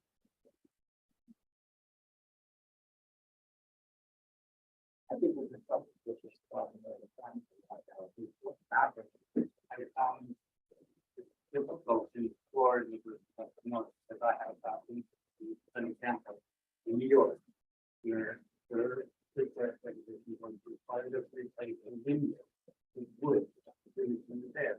The storage of primary place of windows with wood, referred to windows that protect the property, is a little bit more restrictive and more cumbersome to find a storage and find a wood stuff before with a window. Wood is going to maintain that character and help preserve the property along the term. So I find we have to be more flexible to it. No. So that's the part of my consideration. We kind of preserve the property, be realistic. I think that's where it goes back to kind of the community warmth and it's just the practicality of meeting more for protection of children. So our design guidelines actually say that we could have aluminum windows. Not everyone, but we do allow it actually to go in our in aluminum.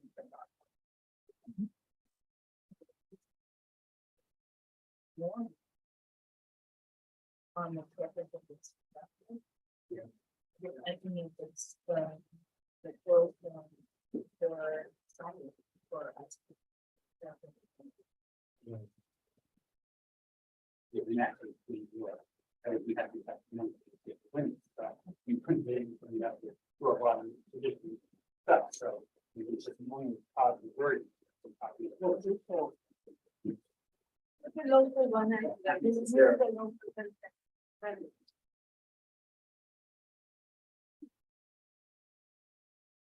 So to answer your question, we're kind of in dilemmas and trying to figure out what ways to improve and trying to figure out the problem.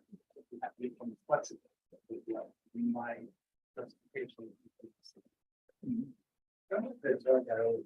windows. Sometimes on views if you're near places without windows. Obviously, one choice is to be what something them cover. And typically we are with the choice. But it's not according to the guideline. So we can say we do the guidelines in teaching, or we need to draw there that have response. Yeah. If the dilemma becomes because property owner who's in the 70s or 80s and have the criteria, you need to change the window. They don't have a gates budget. So then what you do, when you either let the house deteriorate altogether, because they can't afford more expensive windows, but you allow them to change them. You freeze up as much as you can, but the next one, you might let it go budget. And that's for you.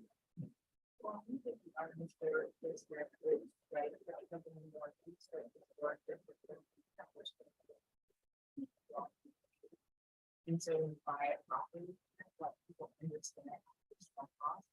That's really hard to do. A lot of those properties that are not. Something are great property. Not in the line. Yeah, they're helping. They're not.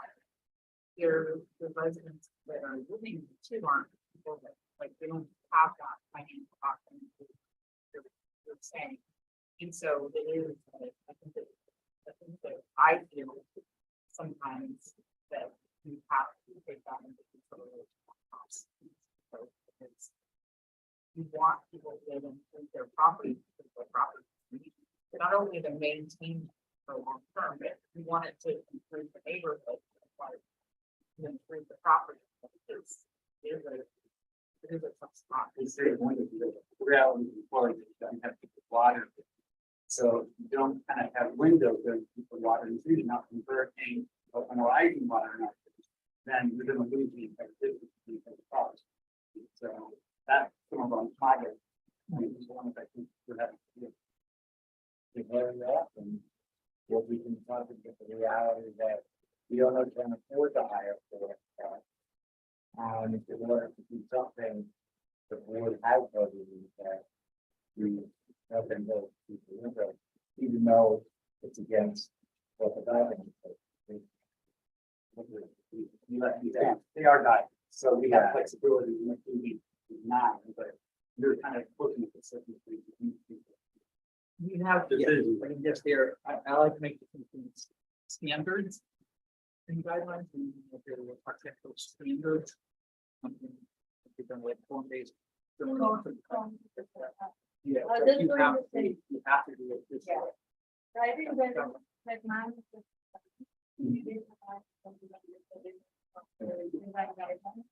You can.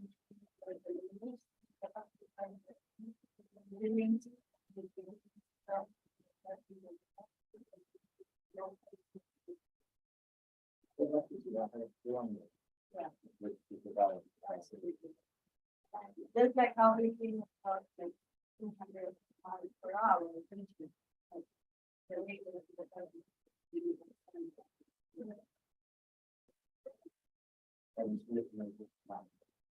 No, he doesn't. Unfortunately, too. But we get to learn from it. We get lucky. This is now we. Yeah, exactly. So, well, standards don't have that flexibility built in, design guidelines, you got the flexibility built in. The only problem is staying too far from your design guidelines. You have some mitigation techniques to find that in. You can make a decision. With, let's say, without design guidelines, and you like maybe come back to like an arbitrary decision. But based on it, it, you might have mitigation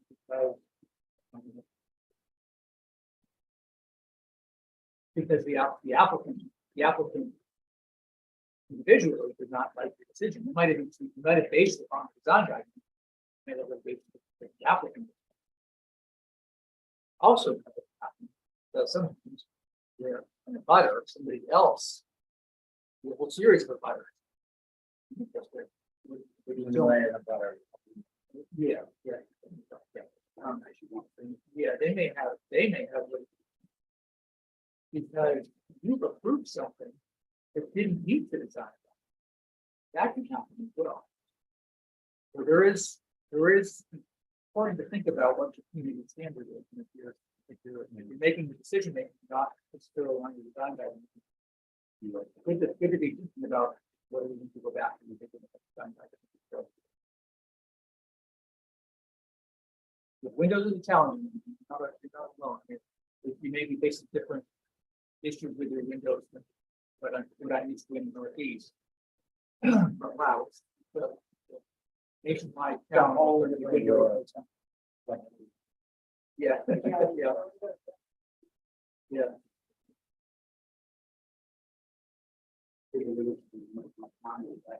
Because of the hurricane water, that people are replacing.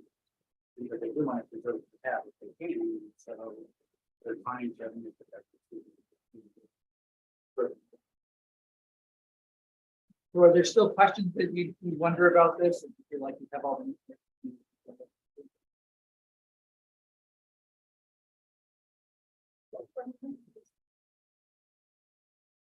So that's what the George. The one in the corner. In the center, it's the violence of the real.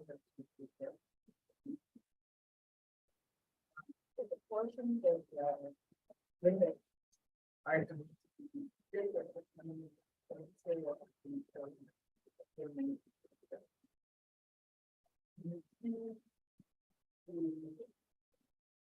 number of lots.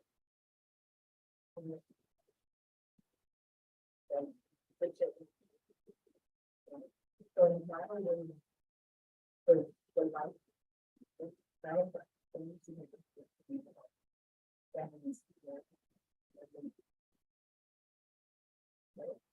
So if they choose your phone, but if it was restricting your phone for the side of the building, what is it? Over the amount of height?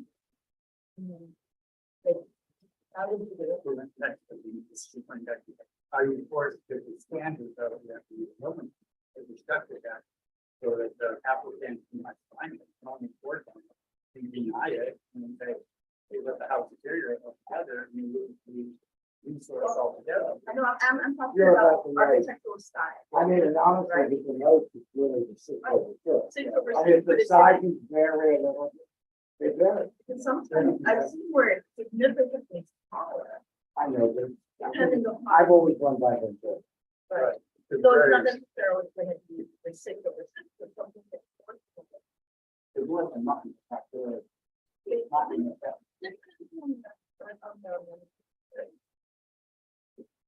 In general, just for conservation, but overall, finally, I've not actually seen. Yes, you're saying you're trying to fix things, No, whether it's wood. naturally, No vinyl. naturally, no vinyl. One, it's a standard that historic conservation has not submitted because generally the sightlines, like, the notes you're talking about, are wider, because it can't be exceeded at a center for you to like. And so you have a better appearance, usually a better appearance that matches more of the wood than the framing. And then it also generally lasts. So there's a lot of life through the final. In general, and I've done additional research. I've actually found that vinyl to be more.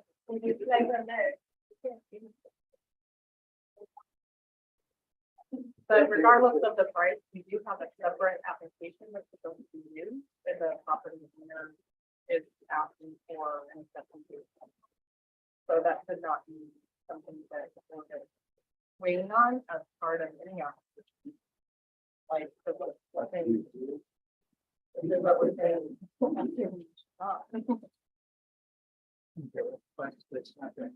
Well, How many times now? The applied. Yeah, so that generally accepts their fault because you cannot do the impact created with the divider, true divider. The grass can be strong enough. But So everything's applied now. No, if it's applied, then it does use the standard for impact reading. They But can't forget you, they really. Glad. That would not. We could be impacting this, we could, yeah. the way they manufacture it would also be more simple. It just, you can. But everybody. But I think what we can Not do.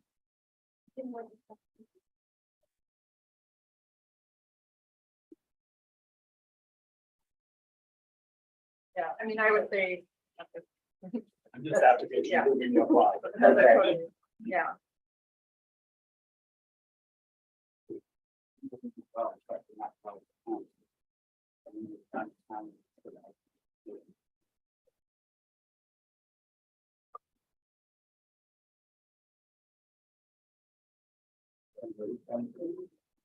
All right, anything there you wanna? Cover on any of those?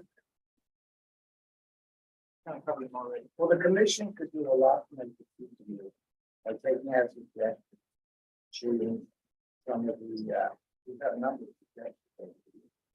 Incorporating some of the, questions about windows and taxes. But I think that comes to the easy with it. They can say, as a board, we're gonna change this, and then submit that to the commission. We have to. No, we have to. but then it is that communication would then help staff to proceed with preparing them. And then that would need to come out to you and point to the team. So, you know, a multi-step effort. And we did have an update proposed for the content. For stuff like that, but to be useful at the time. So that was come back. to the- It's they're talking about, there's a code section. Specifically for Delmo bag material.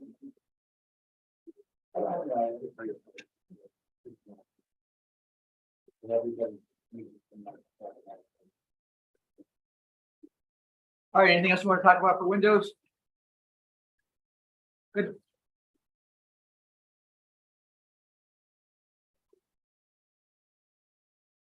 So we're gonna go to the city of Centerville right now. So now we're off to a wealthy suburban community with lots of high-tech jobs, unaffordable to longtime residents, several local historic districts, and recently updated their design. We have an application in to convert an outbuilding for residential use. So that's the former outbuilding here. The finished product is off the right hand side here.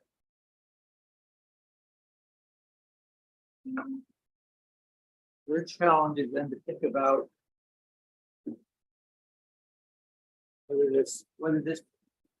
whether the alterations to the facade of this outbuilding could be approved. So I'll read the applicant's description right here. On the application, I wish to convert my barn to an accessory dwelling unit. The town recently approved the bylaw allowing. Using the word bylaw, particularly just it's a word that we use in New England. Allowing accessory dwelling units. As a housing advocate, I want to provide additional housing within our town for people that can no longer afford to live here.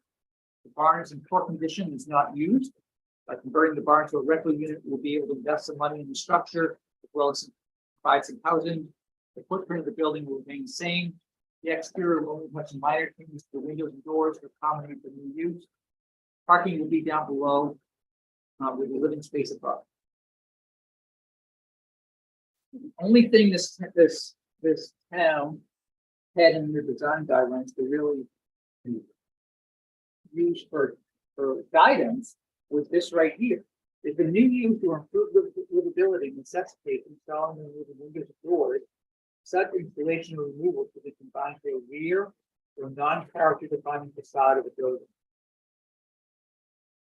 So we'll stop.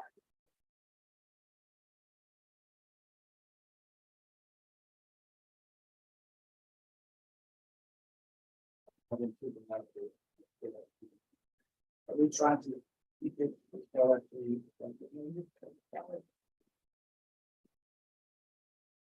Would it still be considered, well, that's a good question. So that would be a question here. Would it still be a contributing? Would it still be a contributing building in your historic district if there may be some?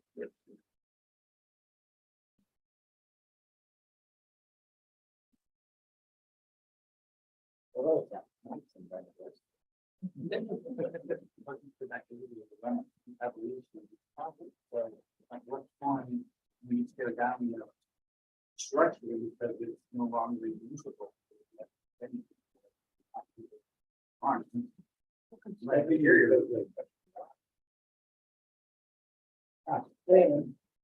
It's not livable, you notice that, well, then I'm just not going to maintain it. What happens to the building? What kind of accommodations do you make? So it's tore down altogether, or do you allow some flexibility?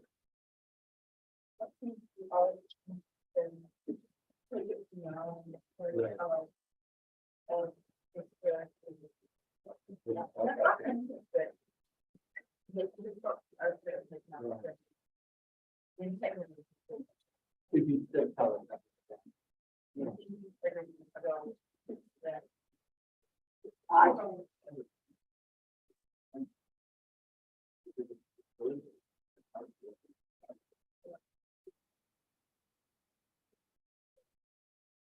And look, depending on what they did with This is the molding around the window, the molding kind of fade away, or everything in white, red or brown or what, the shade was, we could buy it. It's the windows stand out, they kind of fade away, like black and white. You can't tell people, right? But it's happening. It's hard to tell from black and white colors, but what they did was showing you.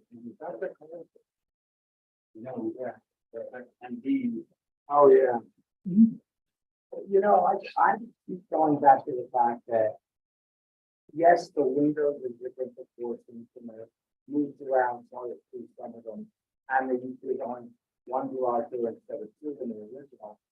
You could still do the same thing with that original building, having adaptive reuse. Obviously, we don't have one driveway, all the windows look totally off center. But if you wanted to be historic, you would do it. I wouldn't choose it for that. Oh, yeah. That's one thing architect has to work with. I guys who have to be better design. So what is it you have a garage and you can't have a big bag rather than having two garages? You don't want to see the back of the house. It's hard to tell from the exterior what the design is. So we talked about character defining features of public hearing. Yes. So what are some of the character defining features? The roof on lines. And footprint.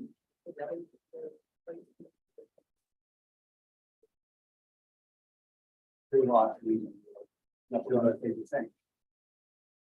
We put up and about this piece right. Well, that was awesome, so now it's that bigger one, and it's a double window. That we can just. Well, for the reason they forget, we take. Right. Something like that. Yeah.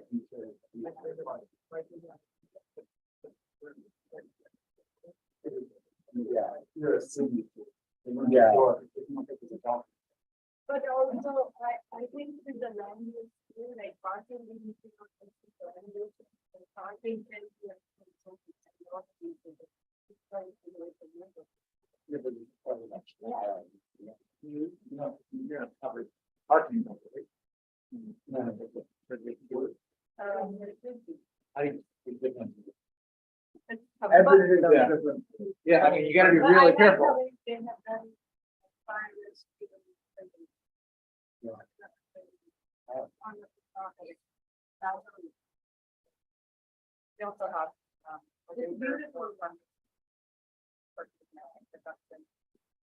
It's something.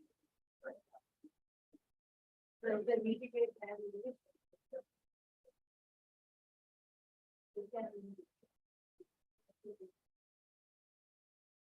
Yeah, I mean, just have to be careful about this on the board when you're talking about parking. You have no jurisdiction to parking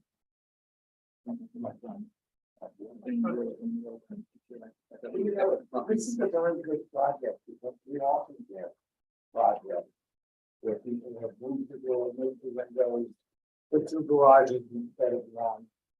And obviously, to approve it, we'd have to go against our guidelines, which you can do, but you have to have a good reason. Yeah, unfortunately, there are guidelines that this town has, they're not very flexible in this case. I mean, there's one character defining feature that really stands out from me. That is.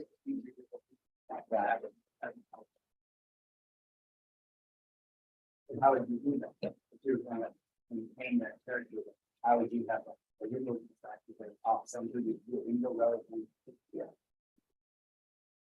Right, it's probably just be probably. Yeah, yeah, it's just, I don't think it's making that. It's like,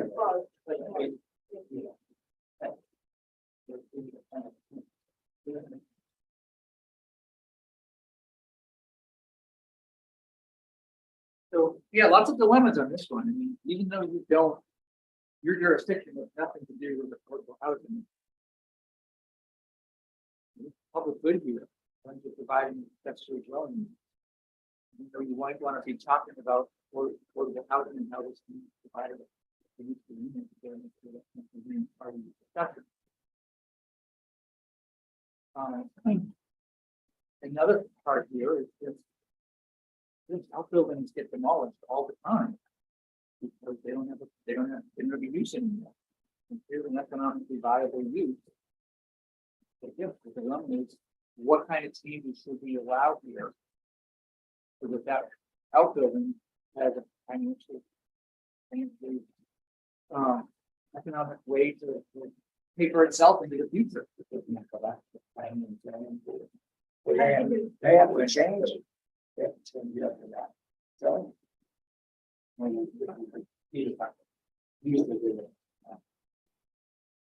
That would be slow. That's a use of it, you know. I mean, this could be a picture for correct. If you wanted to deny this or have a discussion about things that could be workable here. Nice to have something in your design guidelines that refers to the Secretary of the Interior standard. So you have something in your guidelines that you have that. So that it's making a reference to it's based on the Secretary of the Interior standard for rehabilitation. Because there's language here that would be in the Secretary of the Interior standard. It would be useful for you to use. So that comes down to some of those character defining features there, and down to how the trade-offs here, but also thinking about just how do we maintain some of those character defining features, but allow a reuse for it to refer to or if necessary. The development of denial and this huge, you know, lots of these we need and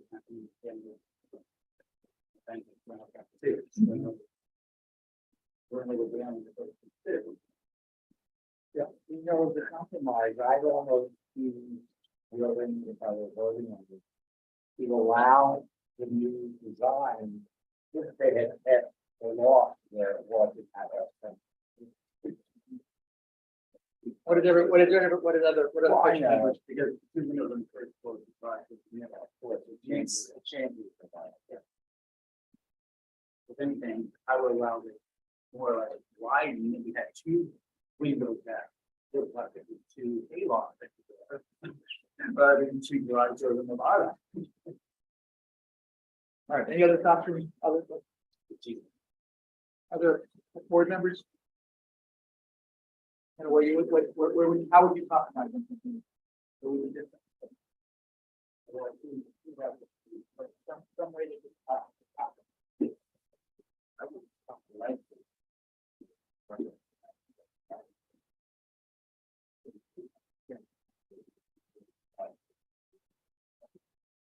I would love to.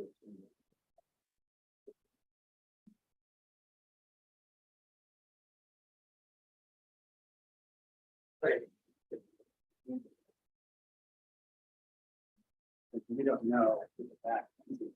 They had did the changing to the legal. To be even access the car to get into it. To be right around. We don't know the streets are. Every time you do allow it. You may have enforced it.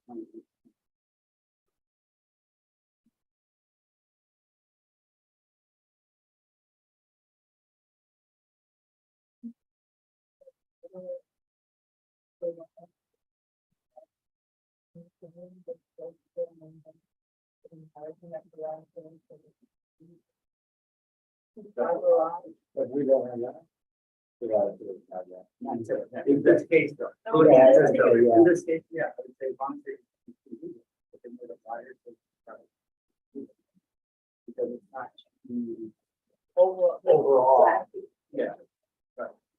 And I think it's a really, if it's done with the house, it's a fine.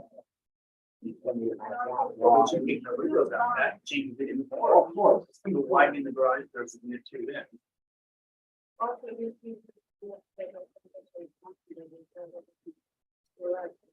Yeah, but I grew up on a farm too, they really want barn doors, so that's not a standard walk without door to us. Particularly I found in this area, the wide door of this area is something that, you know, looks like a way.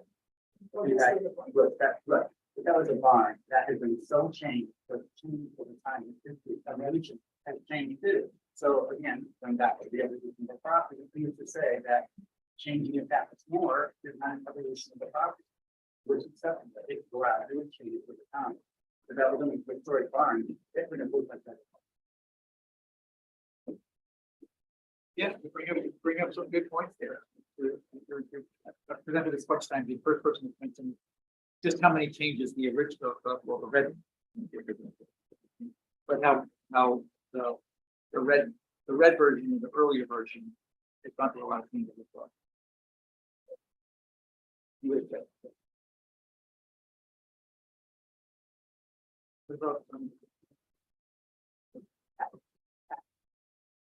No, I think it's about the. I agree a lot. Like, things that I this one. But I do think.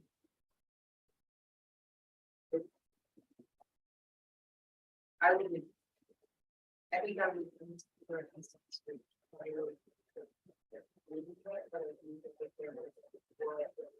They're trying to figure out compromise, I feel like just looking at them. With them about that time. That picture, to me, I feel like when there's more done. The red. Therefore, you were trying to maintain the integrity of the architecture. The bottom being better with one works for the windows still, but totally agree with you that it is fine. How do you say that because it would be a plan, but you change so much when you lose. That one, the barn is still, I think, that, I just, we'll go to stretch that about. Well, I need, when it's here.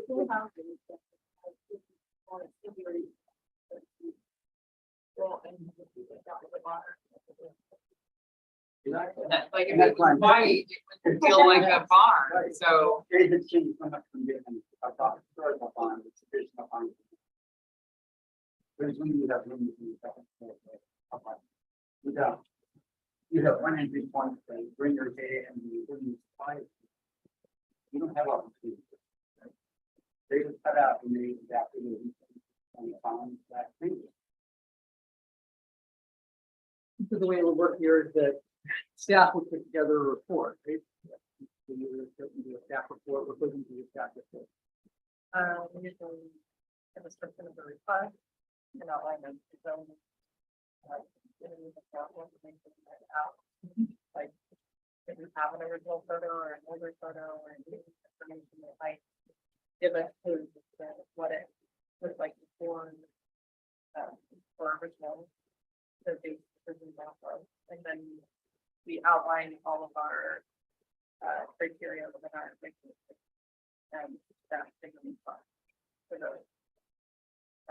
Like my point is saying whether or not it meets the application meets that criteria or not. So you struggle on this one. Well, there's design guideline.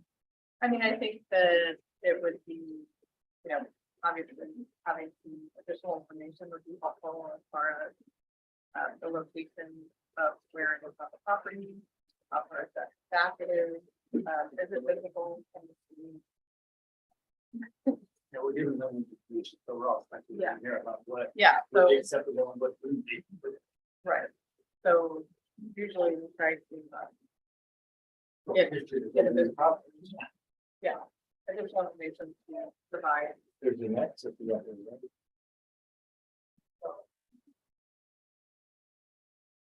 From hearing.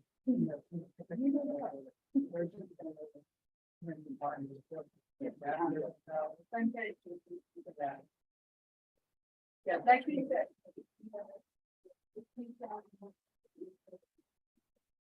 Well, that's really the staff. But look, you paint the footprint, you paint the recline, and you paint some of the window characteristics, but it's an open, you talk to the monitor. So, you know, what kind of exterior you have. Oh, it's a good-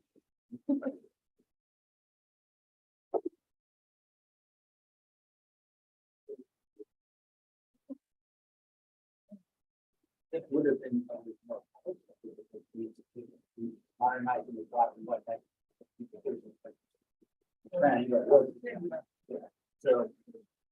You know, you got to look from the street and, I mean, just put it out there.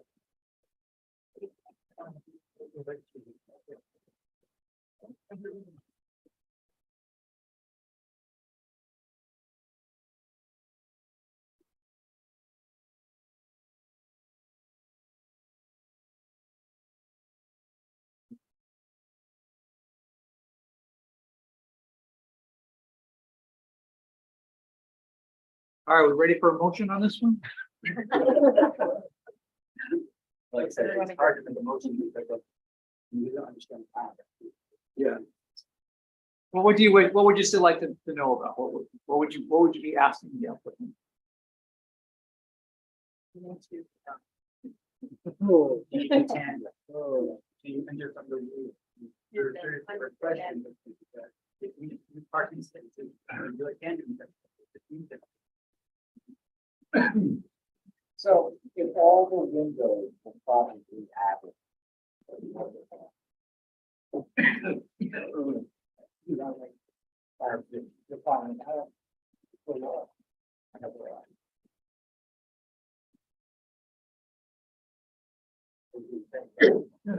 Barn door on the same. Barn door is flat. We probably on the side. So, they have that, the reason is like that. According to the standard, it could make a case that those windows in the garage are also characteristic. Even though they come later. So on the top photo, even though they're later additions, because of the garage door and the windows in the second floor windows, right? Are they significant features as well? I mean, maybe that garage door might have been placed there in the back door itself. That's a Model T. So there could be significant numbers in those aspects as well.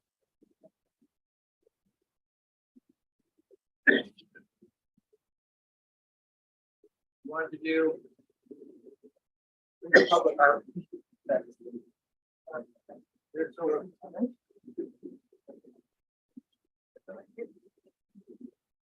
All right, here's the last one. We got like 9 more minutes.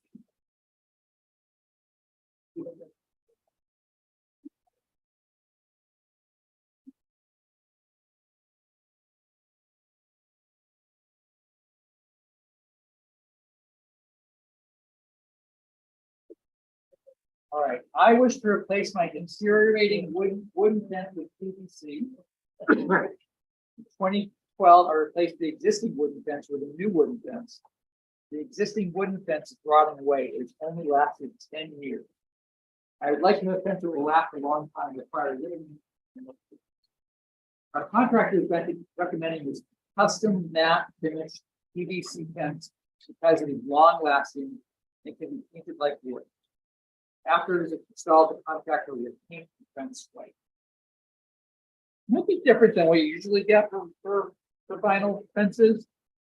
What do you mostly have? You said you have a lot of fence applications. What are they for? Yeah, higher Height than issue? allowed. Visibility. The architect.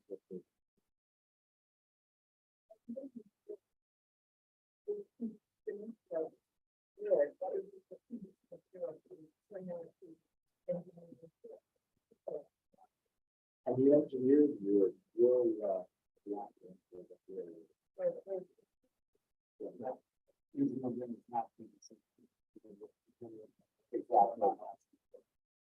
Just like on our others, where that's the recommendation, we have achieve something other than like we need to do it.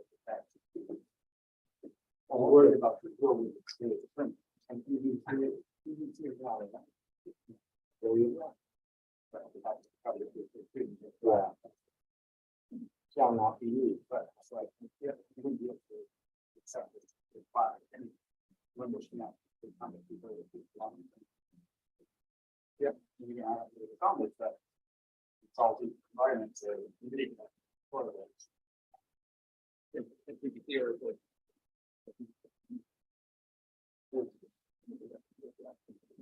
Yeah, so in this case, they had a wood fence that only lasted for 10 years.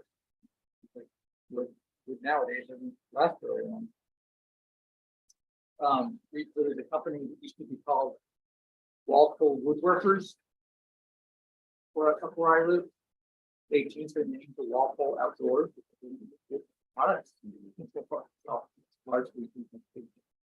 And the dilemma on this one, I think, is that it's not your typical big box store vinyl fence.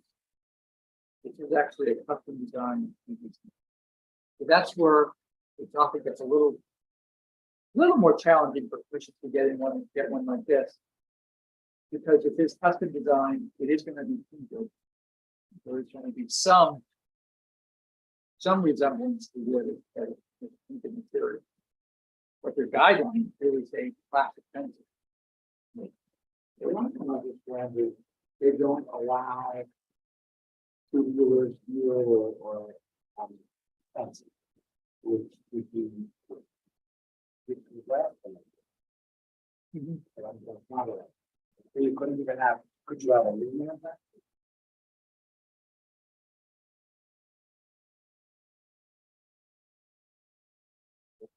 Unless that, it is metal, aluminum, yeah.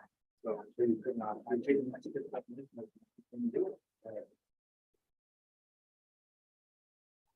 I think this town needs, design. This fence guy. Which is kind of the dilemma that we're having, because we feel like our fence.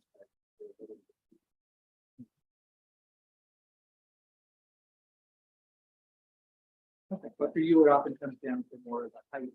The height of The height and how open.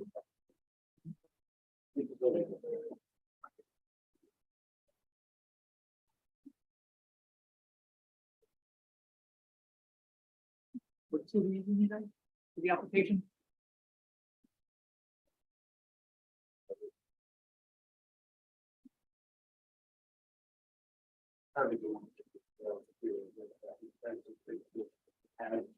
Fence would be things that land pocket and the properties are a mixture of food and. So hitting neighbors with oh, they got birds and get birds. It's so many variations. Fences. Complicated.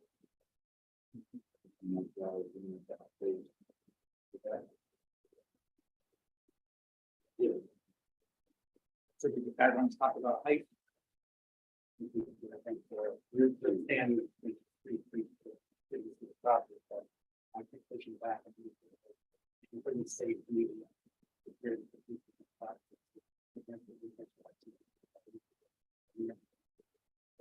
The plan is there, you can, well, kind of stuff you do and things you have. Like, please, so. Like, even the event of the, you have diminished that.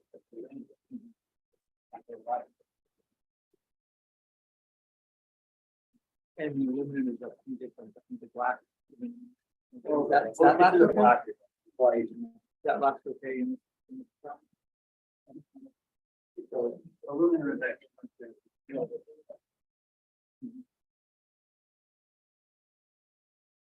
Nothing yet. Yeah. I was not confused black. Oh, it's cooler now.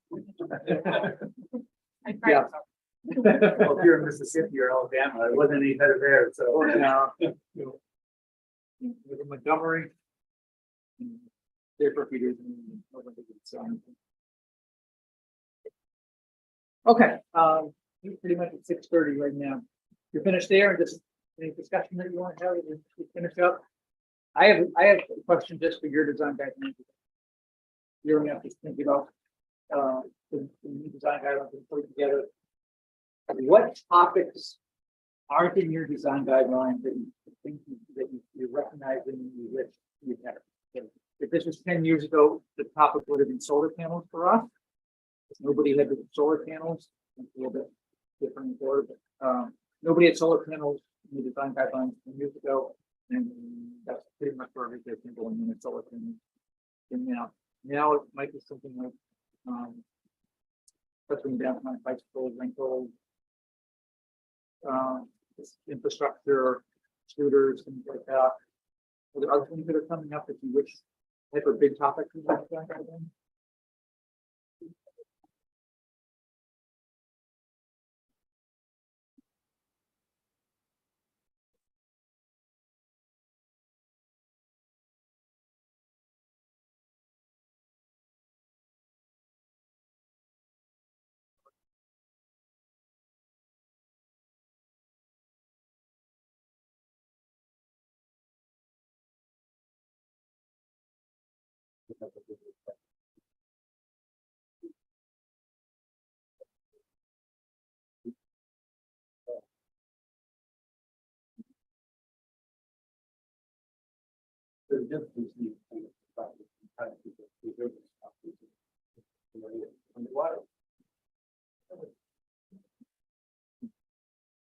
Yeah, so making structure is that.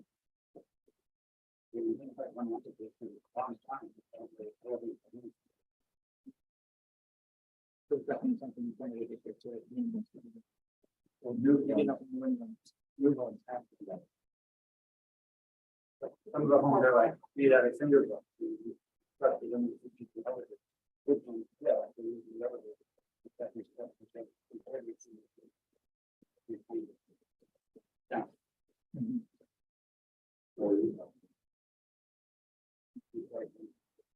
Because me here was like, all these areas.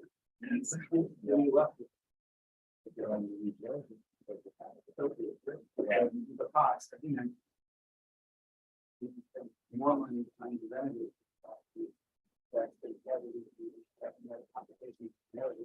And you have. You should then be a repeat truck.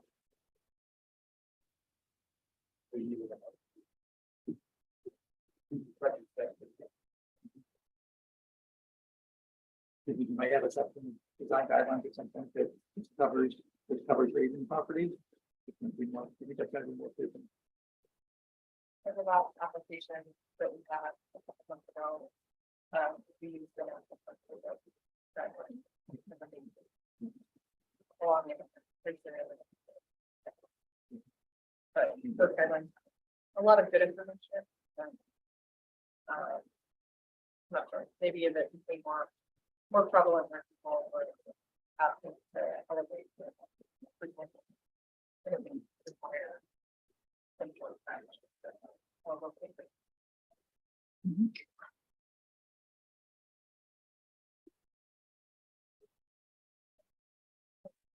Mike.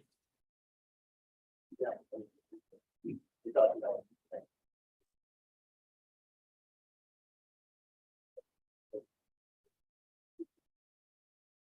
Archaeology? So the way it will be done up there for below ground research is it will be a separate ordinance that covers archaeology. I don't really, the office might know what we're for, but because of a historic district ordinance in the north covers exterior architectural features that are visible from the public way. Definition of archaeology, logically, is a logo and you can't see them. So it's not going to, the state law wouldn't apply to archaeological. How does, so when it comes up there, I always recommend just an entirely separate ordinance that covers how archaeological research is affected in public project. So our archaeology stipulated another the code outside of where it's like any development permit require archaeology and review. So any development process, obviously feel like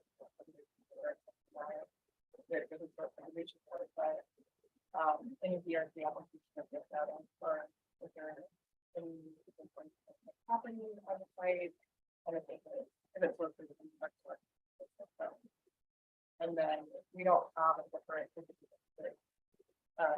section like this at the moment, but we also have other things that we abide by within the historic preservation. So there is a criterion that talks about archaeology impact, so how you were saying on the secretary to interest standards.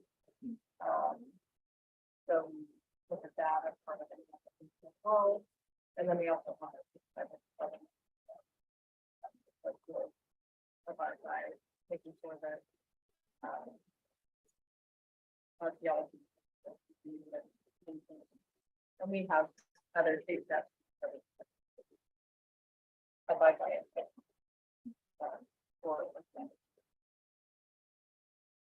The only other way it might come up as the preservation board here is a reconnaissance level. We want to do anything like that here. We're trying to think about what are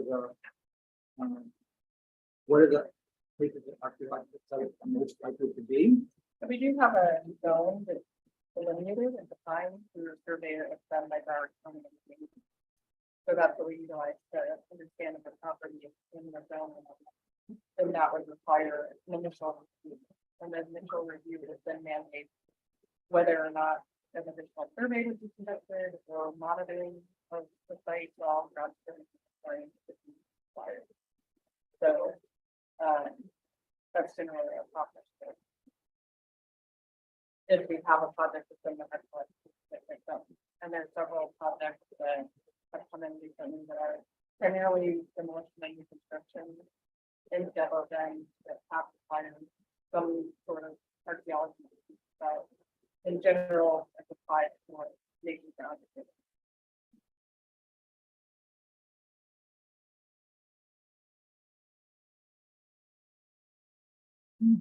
More general questions before we finish up?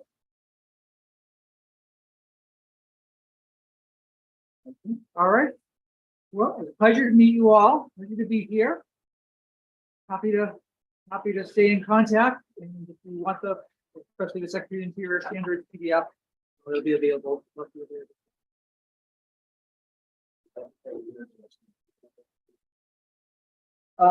Yeah, it should probably on the it's on the Secretary of Interior standard one. Like the top end. But, Marie from the National Active Preservation Commission will probably send out an email to you with a link.